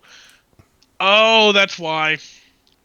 So I bought some precons that I never upgraded, like, because I wanted to keep them as precons to not, like, mess with them. The problem is, I never put those precons on Moxfield. So let me count the number of precons. So that's 8. It's 8 precons. Cool. So with 8 precons, I have 50 decks total. Good God, I have a problem. Is it a problem though? Like, I feel like everybody I describes mean, like their hobby as a problem. fair. No, it's a fair thing. Like, I mean, I just like I can't. I'm gonna be honest. I can't remember the last time I played some of these commander decks. Part of the issue is with the new the new commander bracket system. I actually like it quite a lot because at least at our local meta, we did have at one point for about a year a really big problem of like power levels not being like set and like being really inconsistent between like decks in the same pod. Because like in the old system, basically everyone said they had a 7. Um, but obviously not everyone can have a 7. So what do you do? Well, the new system is, well, what bracket does it fit in? And is it perfect? No. Um, because some, like, in bracket 3, for example, which is where a majority of my decks are, um, there can be, like, a wide range of power levels in that bracket alone. And, um, sometimes they won't match up, but at least you're not getting, like, 3s with 4s or 2s with 4s. So yeah, so the bracket system's not perfect. Not gonna sit here and pretend it is for even like a second. Can you But break this down really quick? Because how do they decide what like bracket your deck is before you even play? so so basically there's some so a lot of the bracket system is still how does your deck feel and what intention did you have when you built it? Um and but there are also like hard rules about like what can go into each bracket. Like, for example, if you have any cards on the Game Changers list at all, you are in bracket 3 at minimum, right? If you have more than 3 cards from the Game Changers list, you're in bracket 4, right? Mm-hmm. At minimum. And then you have bracket 5 above that. Um, so that's like the bracket system where it's like, oh, I have 2 Game Changers cards, meaning my deck is automatically bracket 3 at minimum. Now, the difference between the brackets, I don't really consider bracket 1 a bracket because literally the whole point of bracket 1 is the whole point of bracket 1 is you built a deck with no intention of winning. Um like you built it to like show off cards with like funny art or stuff like that. And winning was not something you intended to do or something you wanted to do. Sounds like every deck I ever built. And and like winning is not the aim of the game, whereas in brackets above that you do aim to win the game. You just necessarily aren't aiming to win the game as fast as possible or as efficiently as possible, right? Like there is on paper no objective difference between bracket 3, no, not bracket 3, bracket 4 and bracket 5, right? The big difference between bracket 4 and bracket 5 is bracket 4 and bracket 5 both care a lot about winning, right? They care more about winning than really the social contract of the game. I at least argue that in bracket 4, the social contract of we're sitting down here to play a game of Commander, we're sitting down here to have fun with each other, has diminished to the point where no, we're sitting down here to play a game of Magic and we are aiming to win. Where in 4, you're aiming to win, but you're aiming to win your way. Where it's like your way of winning might be like a 4-card infinite combo that you have like a handful of tutors in your deck to go get and a bunch of fast mana sources to play them like really quickly. Whereas in bracket 5, you're not trying to win your way, you're trying to win in the most efficient manner possible. Um and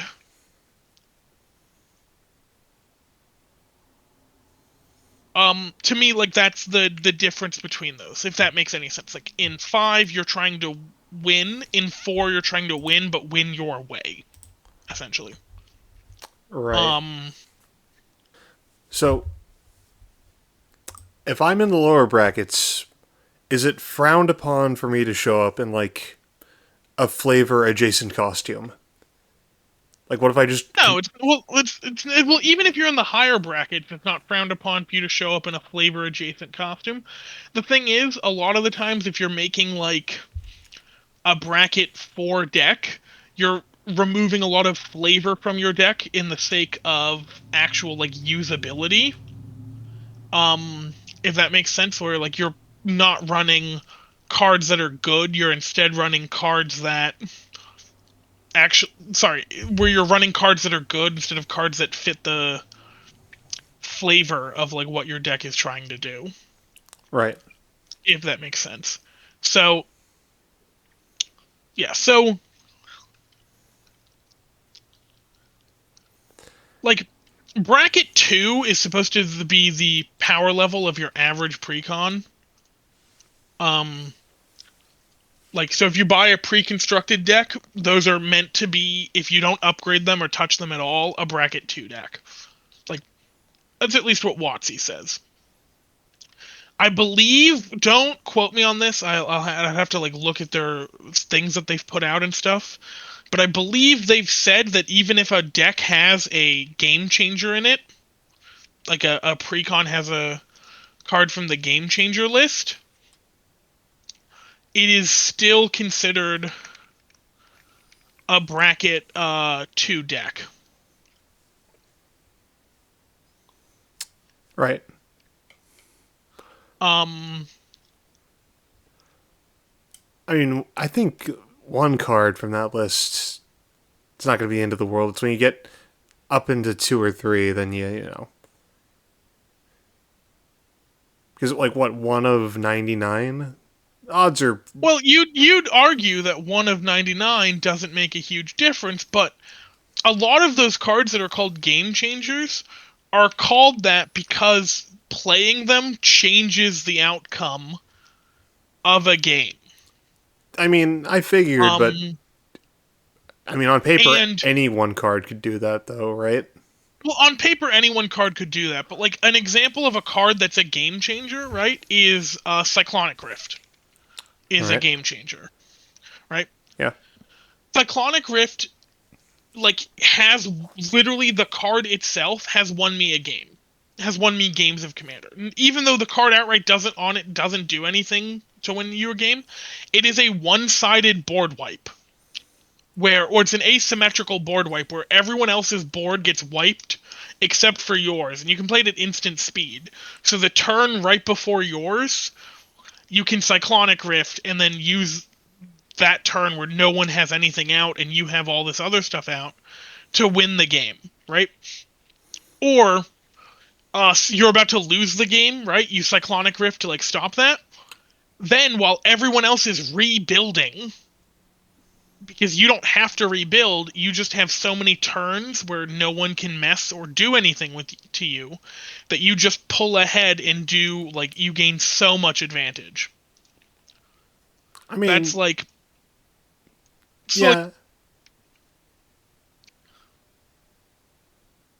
Oh god, I did the thing.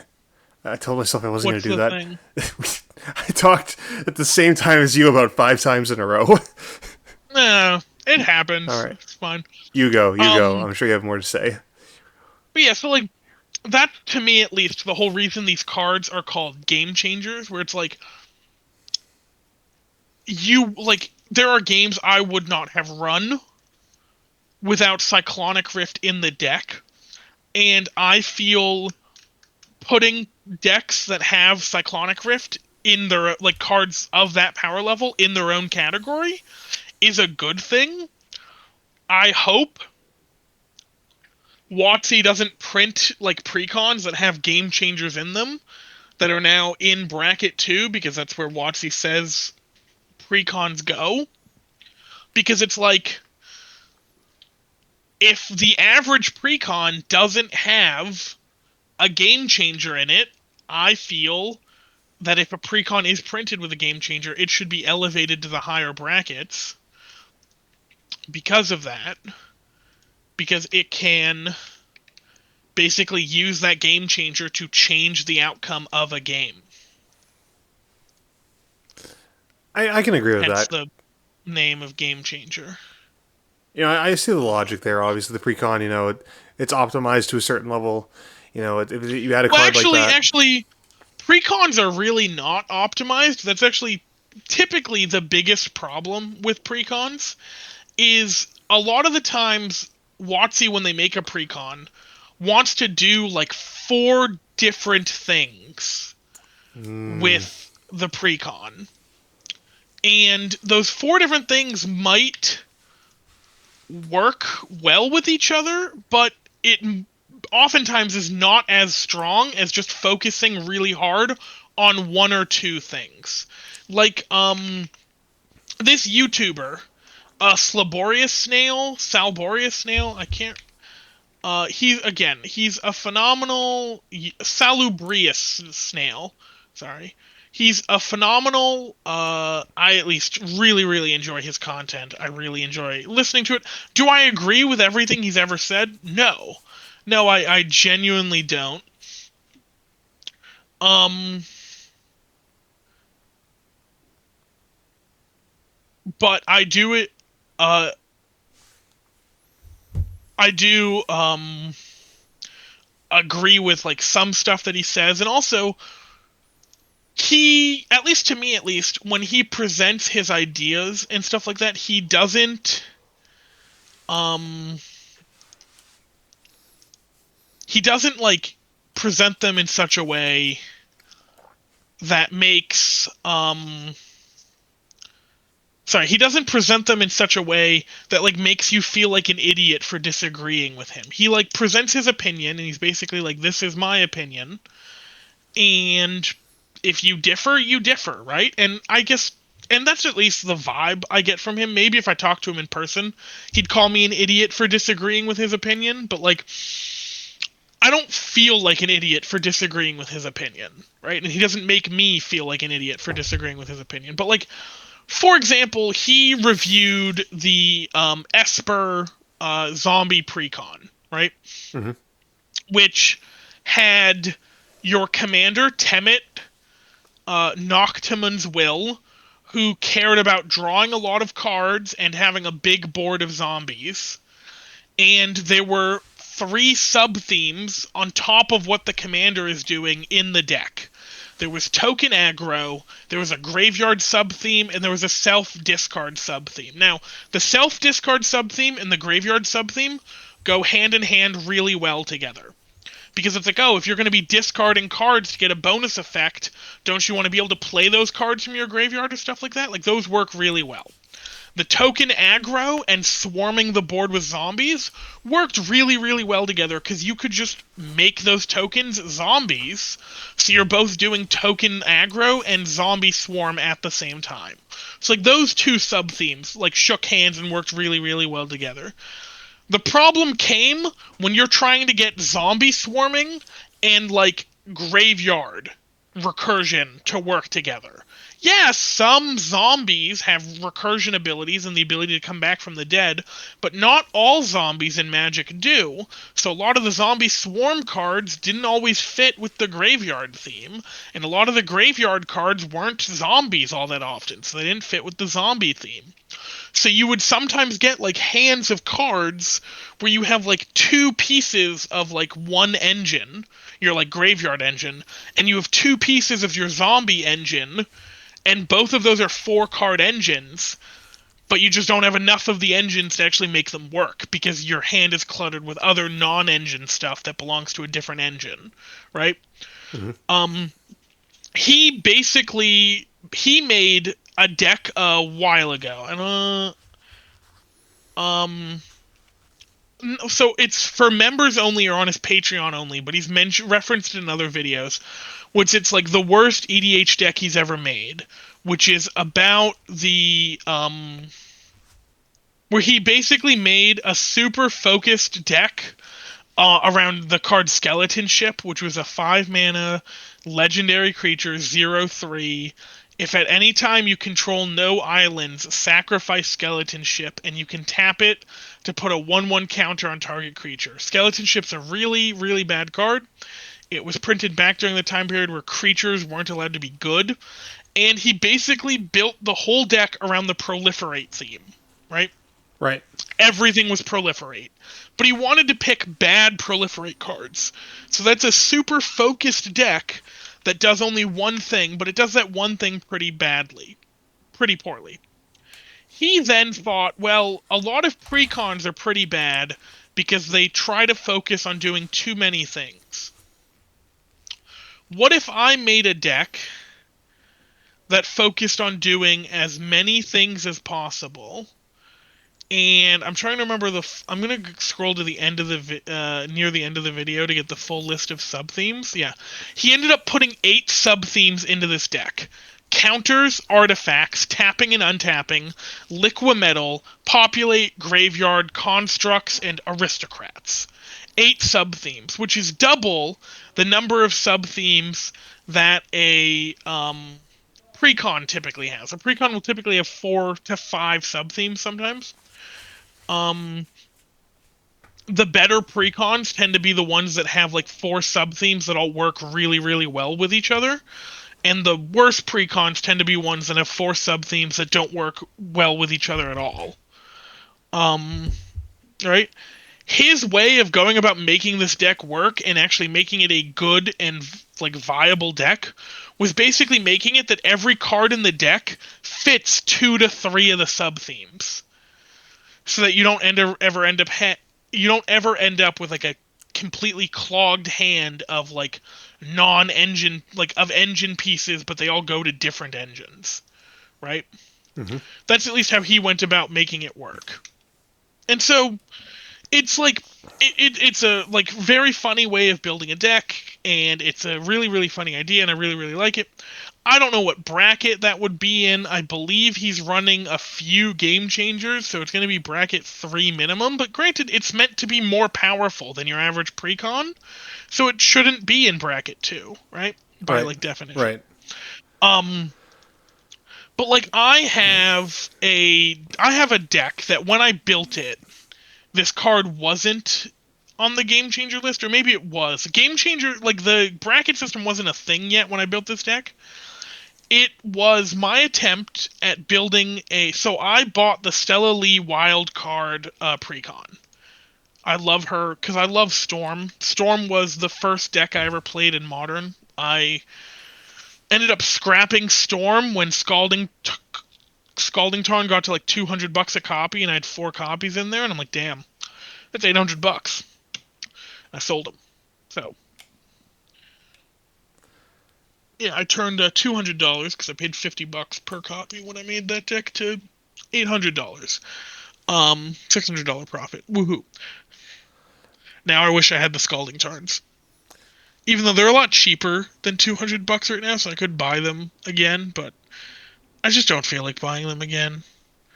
Part of the whole reason I wish I had them is I wish I could just like shuffle up that old Storm deck to just like relive back when I was playing it. But yeah, but I took Stella Lee and I made a deck where I gave myself a budget of $100, counting sleeves and deck box, and I double sleeve everything, right? So I said $100. I want to make as powerful a Stella Lee deck as I can. Okay. This Stella Lee deck has a single game changer in it, Mystical Tutor, which I don't know if that was always on the game changer list. It probably was. It maybe was. I can't remember. But it has Mystical Tutor in it, which is a game changer. So it's at minimum bracket 3. If I bring this to a bracket 3 pod, I'm guaranteed winning.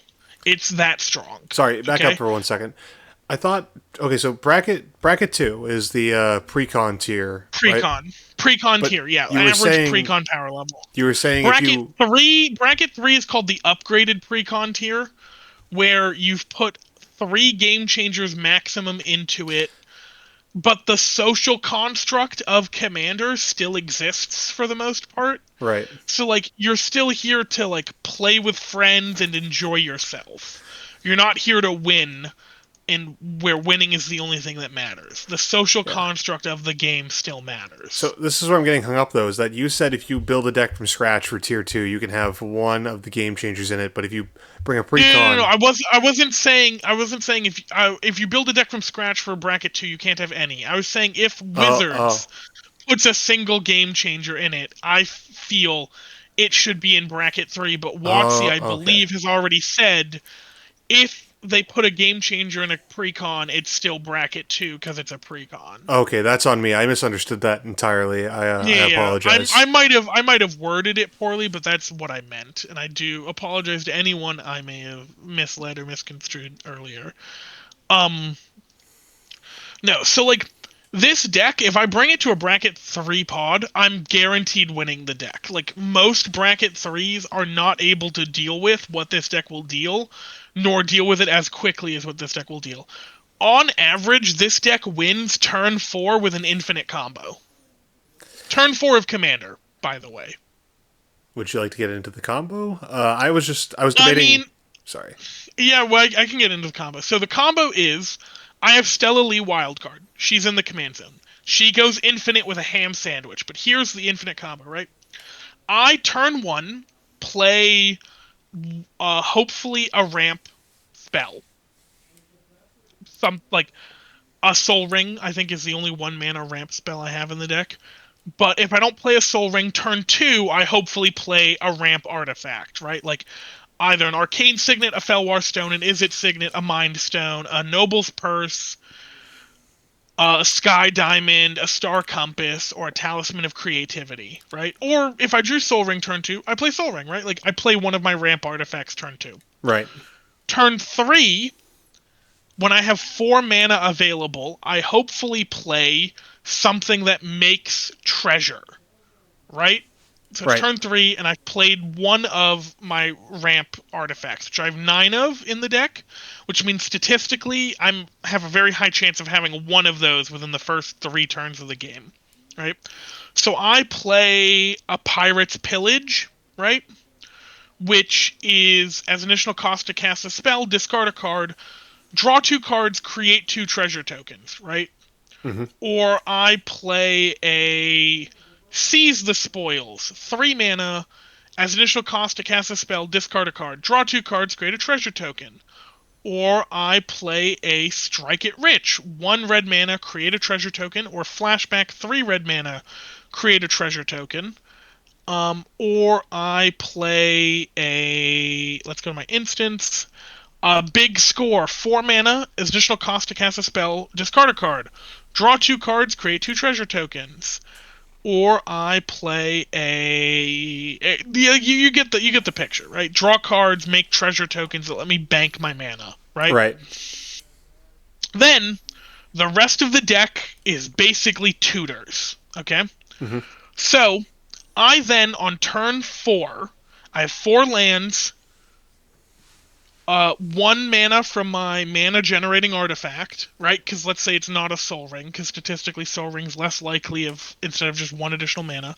And let's say it's 2 treasure, because all of my like draw spells generate 2 treasure, except for one of them that generates 1, right? So 2 treasure is more likely, right? Mm-hmm. That's 7 available mana to me on turn 2. Okay, turn 4. Sorry. I then play Stella Lee for 3 mana, leaving me with 4 mana left over. I use 1 of that mana to play one of my many red instant spells that says target creature gains haste. On casting of that spell, Stella Lee says whenever you cast your second spell each turn, exile the top card of your library. Until the end of your next turn, you may play that card, right? Mm-hmm. So I've essentially, it's called Impulse Draw, where you exile the card instead of putting it to your hand and you can play it from exile. That's called Impulse Draw. So I Impulse Draw. Cool, I got to draw a card, basically. Stella Lee now has haste. I then play a card called Cerulean Wisps, which is target creature becomes blue until end of turn, untap that creature, draw a card. 1 blue mana instant, right? Or one of the many 1 to 2 mana instant spells or sorcery spells to untap target creature and draw a card, right? There's a bunch of them, right? So Cerulean Wisp is like just the first one I moused over, right? Mm-hmm. So I play that, I target Stella Lee, but I hold priority. Holding priority, I tap Stella Lee to activate her effect, copying an instant or sorcery spell. But you may only do this if you have played 3 or more spells this turn. Casting Cerulean Wisps count as my third draw. So I make a copy of Cerulean Wisps. The copy resolves, untapping Stella Lee, drawing me a card. Holding priority after that resolution, tap her again, make another copy. I do that whole chain to draw my entire deck. Okay? Then, I exile from my hand Simian Spirit Guide to add 1 red mana to my mana pool. Also, keep in mind, I still have some treasure or lands or artifacts. I think, let's see, Stella Lee is 3. Then the haste card is 4, puts us up to 4. Then Cerulean Wisp puts us up to 5. So I still have 2 unused mana for like counter spells or stuff if people are trying to disrupt me. And I also have free counter spells in the deck. Mm-hmm. Right? So you go Stella Lee. It's a very simple combo. It's a very well-known combo. So I then exile from my hand, because I've drawn my whole deck, Simian Spirit Guide, which is exile Simian Spirit Guide from your hand, add a red mana to your mana pool. I then use that 1 red mana in my mana pool to play Rite of Flame, which costs 1 red but makes 2 red. So I now have 2 red mana. I then use that 2 red mana to play. Where is it? Desperate Ritual, which is 1 in a red, make 3 red mana. Okay? I then use that 3 red mana to play Twisted Fealty, which is a sorcery and gain control of target creature until end of turn, untap that creature, it gains haste. Gain control of it till end of turn, untap it, it gains haste till end of turn.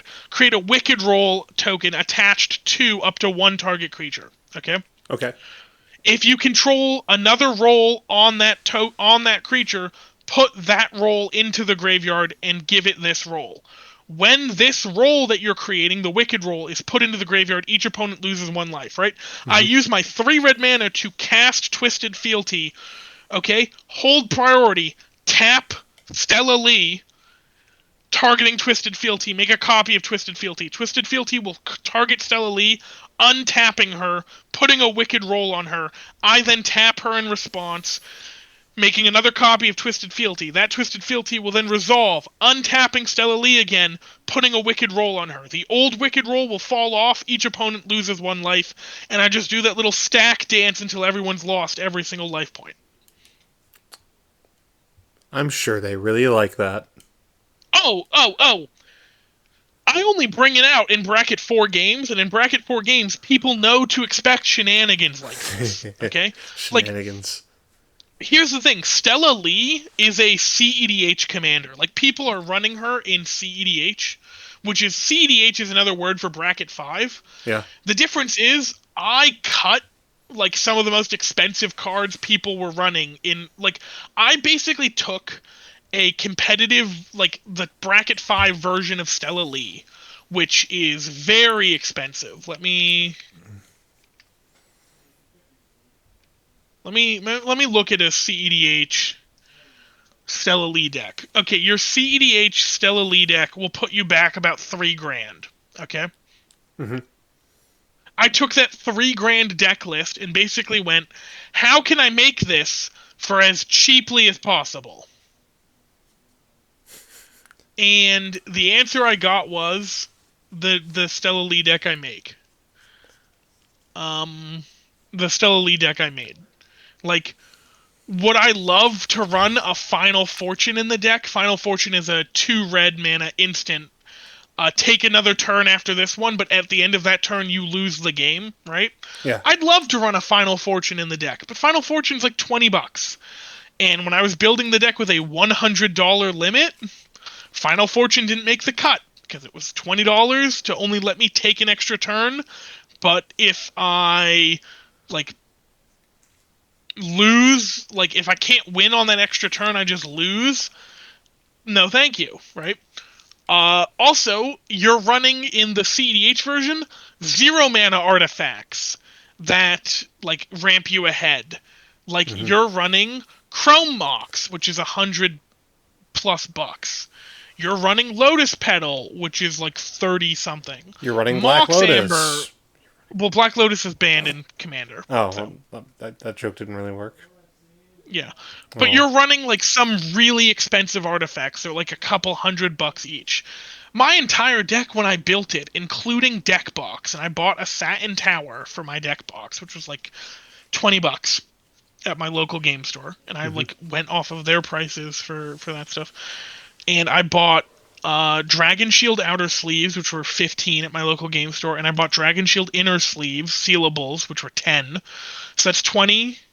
15 is 35, 10 is 45. I took that out of the budget because I was like the entire deck, um including the um sleeves and deck box for me at least, I wanted to be $100 or less. Right? Plus tax and that stuff. So I Yeah. included like tax in the budget. I ended up the entire deck when I ended up buying it was like 97 something. So it was within budget, but like 45 of those dollars were literally the way the deck is held together, like deck box sleeves, that stuff. So like, In reality, it's like a $55 commander deck. well, when I built it, yeah. Oh, Yeah. some of those cards have gone up in price because like people look. Magic as a game has grown in popularity. Commander has grown in Yeah. popularity. And also, like, some of those cards have not been printed in a bit, so they've also gone up in price for that. Like, I think I really lucked out when I chose to build it for like the prices on the Hmm. stuff, but like I really like how the deck plays. I think the deck plays very, very well. But it is a bracket 4 deck, but it's a very cheap bracket 4 deck. Because like a lot of people will call Magic the Gathering the game for wallet warriors, where it's not really your skill at the game that matters, it's your wallet that matters, right?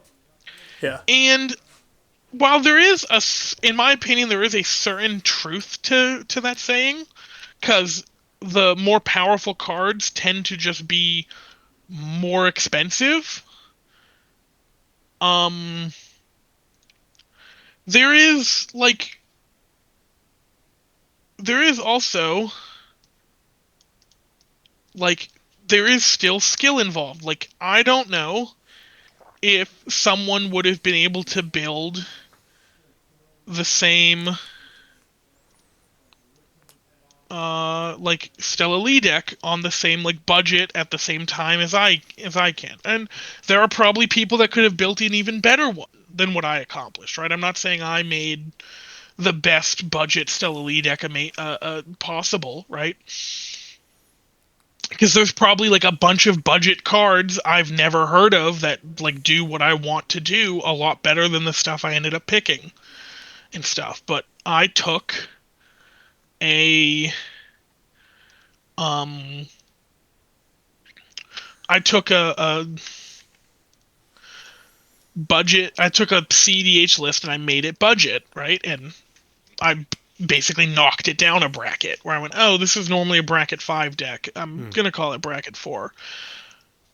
I don't think it could hold up in bracket 5 because like a lot of bracket 5 is like dominated by like free counter spells and all that other stuff, and in playing it, it can really only deal with like two counter spells. Like if two people at the table have stack interaction to try and stop me, it can consistently deal with that pretty well. If there's a third, I just lose. And if the people know what they're doing, they wait for me to draw my whole deck before they go for the interaction. Because at that point, the limiting factor is mana. And if they wait for me to draw my whole deck, I basically lose. Um, So, do you because go the extra mile and try to actually hold all 99 cards, or do you just like put them on the table in front of you? oh, I have big hands. I just hold them. Well, also, it's not all God. 99 cards because there's a handful of lands and other cards that are in the graveyard and on the battlefield. Okay, But that's yeah, true. That's it's true. But there's like you're holding like 70 Magic cards at once. well, like EJ. I first of all, I also double sleeve everything, Oh my and god. yeah, I don't think you're gonna put this in like I'm not. I don't think you should put this in because especially since I have a really Yeah. um like bad webcam. But like, let me just I'm just is it picturing gonna work like for me? Yeah. I'm just This right here is there's a hundred is the full 99 cards for my human tribal commander deck right. just held in my mitt, and I Yeah. can so like I can actually just straight up shuffle this in my hands. There are friends of mine that when they want to shuffle their commander deck because their hands aren't big enough, they have to split the deck into multiple parts, then they shuffle those parts, then they split those parts up that they shuffled, then they combine those splitted parts with parts from other parts they shuffled, and then shuffle those I feel like I'm being to called try out. and achieve. No, it's not just you. It's a lot of people at my local game store don't have either the finger dexterity or just the sheer hand size to be able to shuffle 99 cards, let alone 99 double sleeved cards. I mean, I'm just lucky in that I'm 6'3" and my hands are in proportion to the rest of that, so it helps. Um, but yeah. So you're There's also the fact that when I was in high school and like fidget spinners were a thing, I took 60 basic lands, sleeved them up, and I would shuffle those at class and stuff like that in place of like a fidget spinner. hang Like on. that So was my you were fidget spinner, and you the were thing I would like do to fidget. training your shuffle ability. Yeah, and then when I started double sleeving everything, I started practicing with 60 double sleeved cards. And then when Commander became my main format, I practiced with 99 single sleeved cards. And then when I started double sleeving all my Commander cards, all my Commander decks, I practiced with 99 double sleeved basic lands. And the whole reason I did basic lands is sometimes a teacher would take it away for it being disruptive or something, and they'd be like, "Come get this back at the end of the day." I'd be like, "Okay, cool." And if the teacher would forget or something would get damaged, I like wouldn't care. They were basic non-full art lands, so um, So that was like that. But yeah, no, I used to use like shuffling magic decks as my fidget toy, essentially of choice. so you're in class, like obviously not like as the class is going on. I'm assuming, but before class or Yeah, like yeah. I've like either before class or I've finished my work because like there would be sometimes like math classes or stuff like that where they'd be like, "Oh, just work on this till the end of class. When you finish it, there's no more work for today." Right? Did anyone ever see that and go, "We're gonna play a match right now"? Like they felt the urge to challenge you because of your aura. I know I'm talking about aura a lot, but Not so like I had some people in like history class, my social studies class, that saw that and they were like, "Oh, you play Magic?" And we would like exchange contact information and then we would like play after school and stuff like that. but you never got like the full like anime call out in the middle of class. No, no.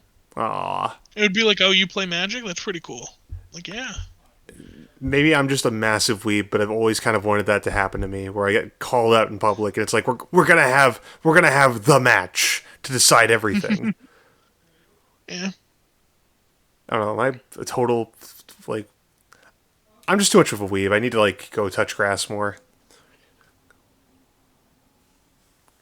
Like I need to go.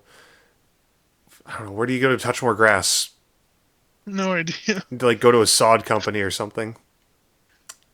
Sorry, I completely derailed this whole conversation. You were talking about how Yeah. first No, your but like, yeah so for me, when I'm playing Stella Lee and I like draw my whole deck, yeah I I will sometimes just hold the whole deck, and other times I will literally just leaf through the whole deck, find the cards I need for the combo, yeah. show them off, and a lot of the times me showing that off and explaining how the combo works is enough for people to concede. Other times I show them off, explain how the combo works, and people want me to like walk through the whole combo. And in that situation, because I'm like moving cards around, just like when I'm moving cards around normally, I would like put my hand down. I'm like putting the deck down. So oftentimes it's not like I'm holding it the entire time because it's like I'm comboing off, so I'm playing cards. But like the picture of the guy playing Uno and he's holding 25 cards. Yeah, I mean It, it looks like that until I start playing stuff. Because once I start playing stuff, I have to put the stuff down to play what I'm playing, and then I can pick it back up and play more stuff. I'm just thinking anything above like 10 cards, I start to struggle a lot. Like unlike you, I've got like little stumpy, gross fingers. Just the image is kind of freaking me out. Please don't do it to I me. I mean, don't I think I mean, can handle it. I mean, Please I kind of struggle when it gets above like 20 cards in hand, just because keeping track of all of that stuff's difficult. But like, hold up, EJ, I'm just gonna real quick. Sorry, For the record, you see this? none of like the stuff I'm recording on my Look at desktop. this, EJ. Yeah, hang on. Oh, they're all like properly fanned too. Is the thing. Hmm. But that is only 1, 2, 3, 4, 5, 6, 7, 8, 9, 10, 11, 12, 13, 14, 15, 16. That's 27 cards. Once it gets past that, I like struggle to have them all properly fanned.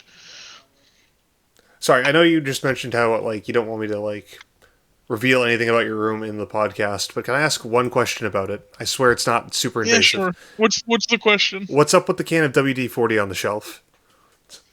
Oh, that's not a can of WD-40. That's actually a can of bug spray. Oh, okay. No, that makes sense. That makes sense. It looked like WD-40 from my vantage point. And the can of bug spray is because when I came back from the Girl Scout camping event, I had it with me. Okay, okay. And I just put it on the shelf there. It should go back in my camping stuff. Do you want me to leave that in, or do you want me to cut Yeah, no, that? you can leave that in. I Okay. mean, my mom's a troop leader, Yeah. and I'm a registered Girl Scout volunteer. And I've been quarried and background checked and all that stuff because my mom needed an extra pair of hands to help her, and she's my mom. What I'm gonna say to her? No, I love my mom. Aw. But yeah, so that is yeah. Um, nah. Also, if people are interested in like deck techs or me going over some of my favorite decks and stuff like that, I don't mind that at all. My favorite deck is my Muldrotha deck. I do have it up on Moxfield, and I have edited it so that it has all of the printings, like the special foil or the special art printings of all of the like cards that I own. So like if you see that card with that printing in marked foil, that's because that is the printing and the style of it I have in my Muldrotha deck. This deck, I love how it plays, and so I have, over the course of several years, worked to essentially bling it out and try and make it look as pretty as possible. Yeah, yeah. You were showing If me it any, like yeah, I showed it to you in person. Oh my god, I love this deck. It's so great. I. I felt Um, bad because I think you wanted me to like comment more, but I was just impressed that like you somehow managed to make a deck like this where every single card has a different border. Yeah, 100 different borders. Well, no, that's Uh, true though. Like, I mean, it's up yeah. there. Everybody can look. It's insane. I can't. I actually can't believe it. That must have taken some intense dedication. I mean, it didn't really take as much dedication as you might think once they started doing like borderless cards and the where the borders of the cards are just the artwork extended. So it was like, oh, this card has its artwork extended as its border, so its border looks different than another card, right? Right. So for me at least, I don't consider all of the borderless cards like differing borders because their borders are just their artwork, and that's just what they did for borderless cards. Um, there's one card in it that isn't blinged out, like it's not like it's literally the standard printing of it, and that one card only, that one and only card is Emergence Zone, Mm. purely because Emergence Zone has had one printing only from War of the Spark. Um, and its only special printing is its foil, but its foil version is like $60. And to me, at least, it's like really hard to justify spending $60 on just a regular foil when there are like full arts that are in the deck that I've spent less money on, and like full art foils that are in the deck that I've spent less money on. Where it's like the Sakura Tribe Elder that's in the deck. Yeah, I got that from buying the secret layer, but it's like market price in foil, which is what I have, is like $18. So spending 60 for a regular foil when I have this like beautiful foil full art for like a lot cheaper is like kind of hard to me to at least like justify. I guess I don't know if I'm doing like a good job of explaining myself. No, I get what There's you're one saying. card. There's one card in here I really don't like the look of, which is World Shaper. Like World Shaper, I think is a very like important card in the deck. It does a really good job in the deck. I would love to have more World Shaper like effects. Yes, I have Aftermath Analyst in the deck already. Oh, also another caveat for people that don't feel like taking a look at the deck list. I am running a companion. I am running Gigan the Cyberclaw Terror, which is the Godzilla rebrand or Godzilla Universes Beyond of Gyruda Doom of Depths, which is the Universes Within version of the card and the official rules version of this card. Which, as the companion, I can only run if all the cards in my deck are of even CMC. So I know there are some odd CMC cards that do Aftermath Analyst's effect and World Shaper's effect when they like die, but they're odd CMC, so I can't run them. And the reason I'm running Gigan is I think he's a sweet looking card. I pulled him as my Ikoria box topper. Um, the whole reason I bought a booster box of Ikoria was it was like at the height of the pandemic, and my friendly local game store was like actually really struggling to like move product and stay afloat. And I had the funds, and I went, I like Godzilla. I like Kaiju. Ikoria is a Godzilla Kaiju inspired set. I'll pick up a booster box, and my box topper was Gigan the Cyberclaw Terror, and I went, okay, now I gotta make Muldrotha even CMC. So Muldrotha is all even CMC. And because of the fact Muldrotha is even CMC, I'm probably running more instant and sorceries than your average Muldrotha deck would run, because Muldrotha can't recur instant and sorceries. She can only recur permanents. But I was like scraping the bottom of the barrel for like ramp and removal without going into like odd CMC territory. So I went, okay, let's just include some instant and sorceries to bolster this.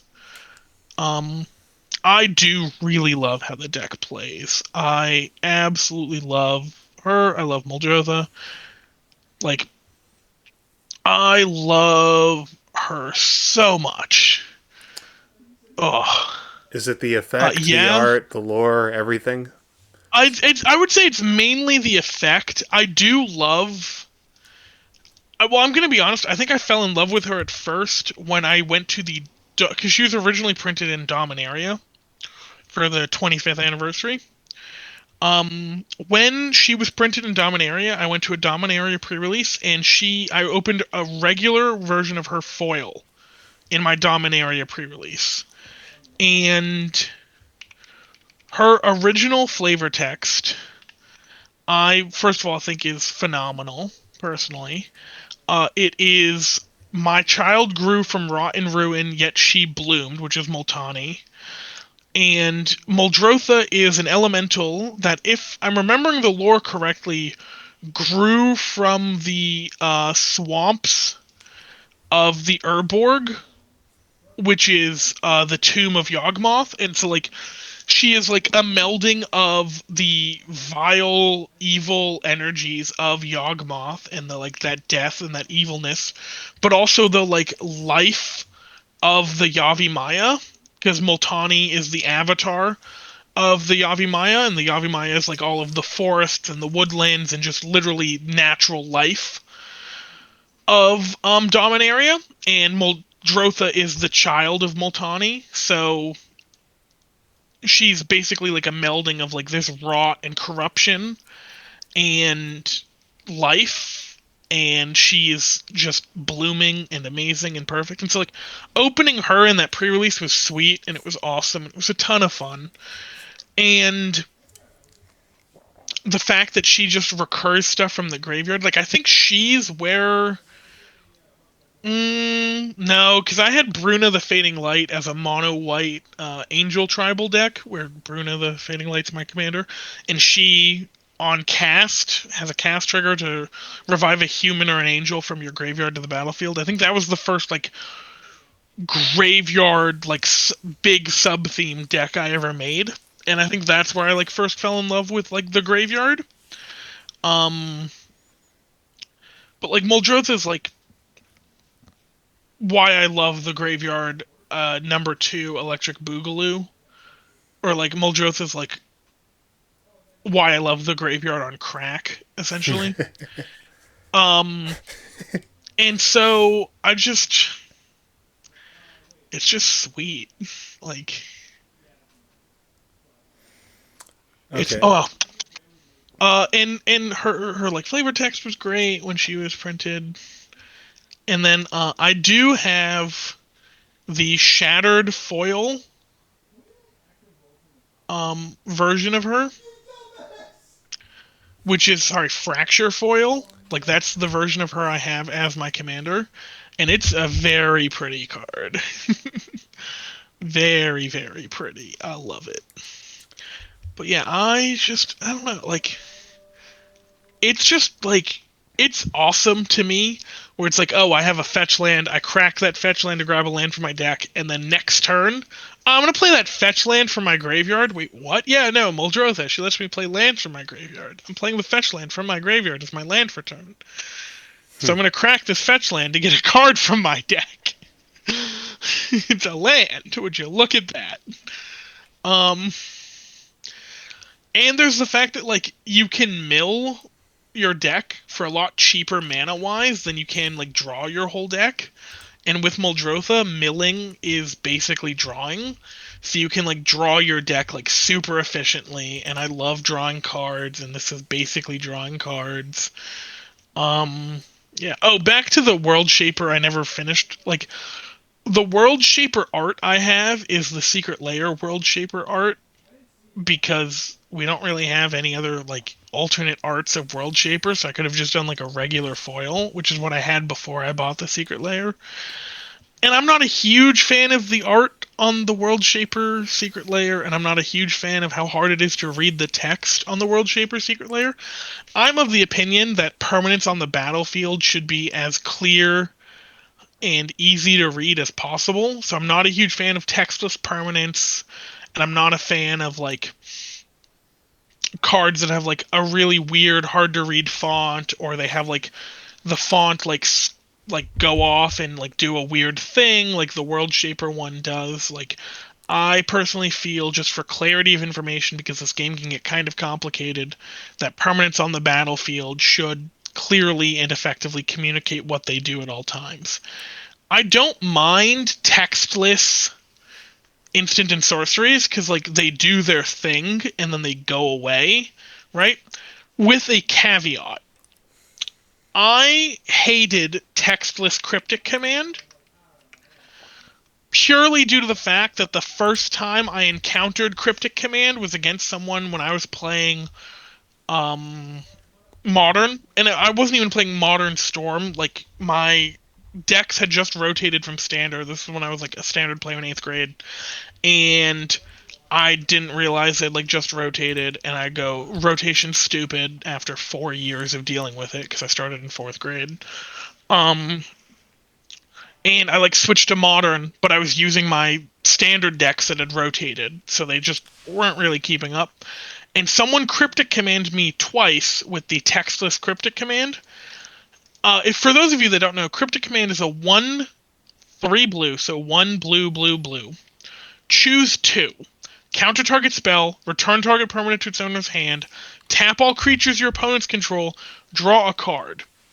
When they played it against me at first, they countered my spell and they drew a card. So I thought it was, oh, that's pretty cool. Counter spell, draw a card. Seems sweet. Then they played on the very next turn cryptic command, again textless, and they said return target permanent to its owner's hand, draw a card. And I called a judge over because I thought they were cheating. And then I was informed no, that's what the card does. Um, So does Magic not and have a so rule like Yu-Gi-Oh where you need a version of the card with the text on it in order to prove what it does?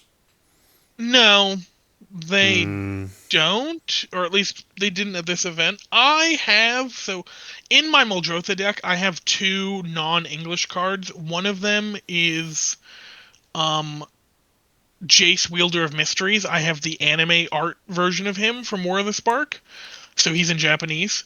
And I have Greater Good from the Sheldon, honoring Sheldon Secret Lair. Sheldon, of course, one of the people who helped invent Elder Dragon Highlander, which was the fan format that then went on to become Commander. And he had in his Secret Lair the card Greater Good, or in Italian, Bene Supremo.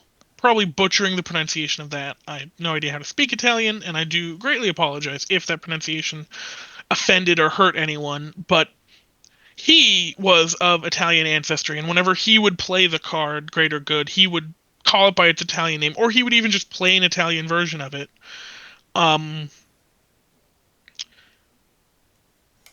and because he just loved its Italian name. I mean, it's a pretty baller name. Um, Yeah, and so I run in the deck two extra cards, which are in different colored sleeves. It's an English version of Greater Good, so I can show that to people, so we don't have to like pull it up on their phones. And it's an English version of Jace, Wielder of Mysteries, for again the same reason. But I don't believe Magic has that rule, like at all. Which is weird. Um, it is weird and it is kind of annoying. Well, I I just mean, think granted, if you ever wonder what a card does, you can ask a judge, "Hey, what does this card do?" And it doesn't even have to be a card your opponent has shown. You can ask a judge to come over and say, "Hey, what does Thundermaw Hellkite do?" Right, and they'll show you what Thundermaw Hellkite is, like what the card looks like and stuff, so. and show you its gatherer text How and did stuff. this? How did this work? Like pre-smartphones and stuff? Did you just need encyclopedic game knowledge to be a judge back in like the early 2000s? Um, that's a good question. I wouldn't know. Yeah, I know, because you'd have been a fetus. hmm Um, so yeah. Yeah. Frick, what We've was I been gonna say? talking for a while though, and I'm actually starting kind of tired. So, Oh, I was actually going to say the same thing. There was other. Okay, I know it's bad to say this when we're both kind of out of gas.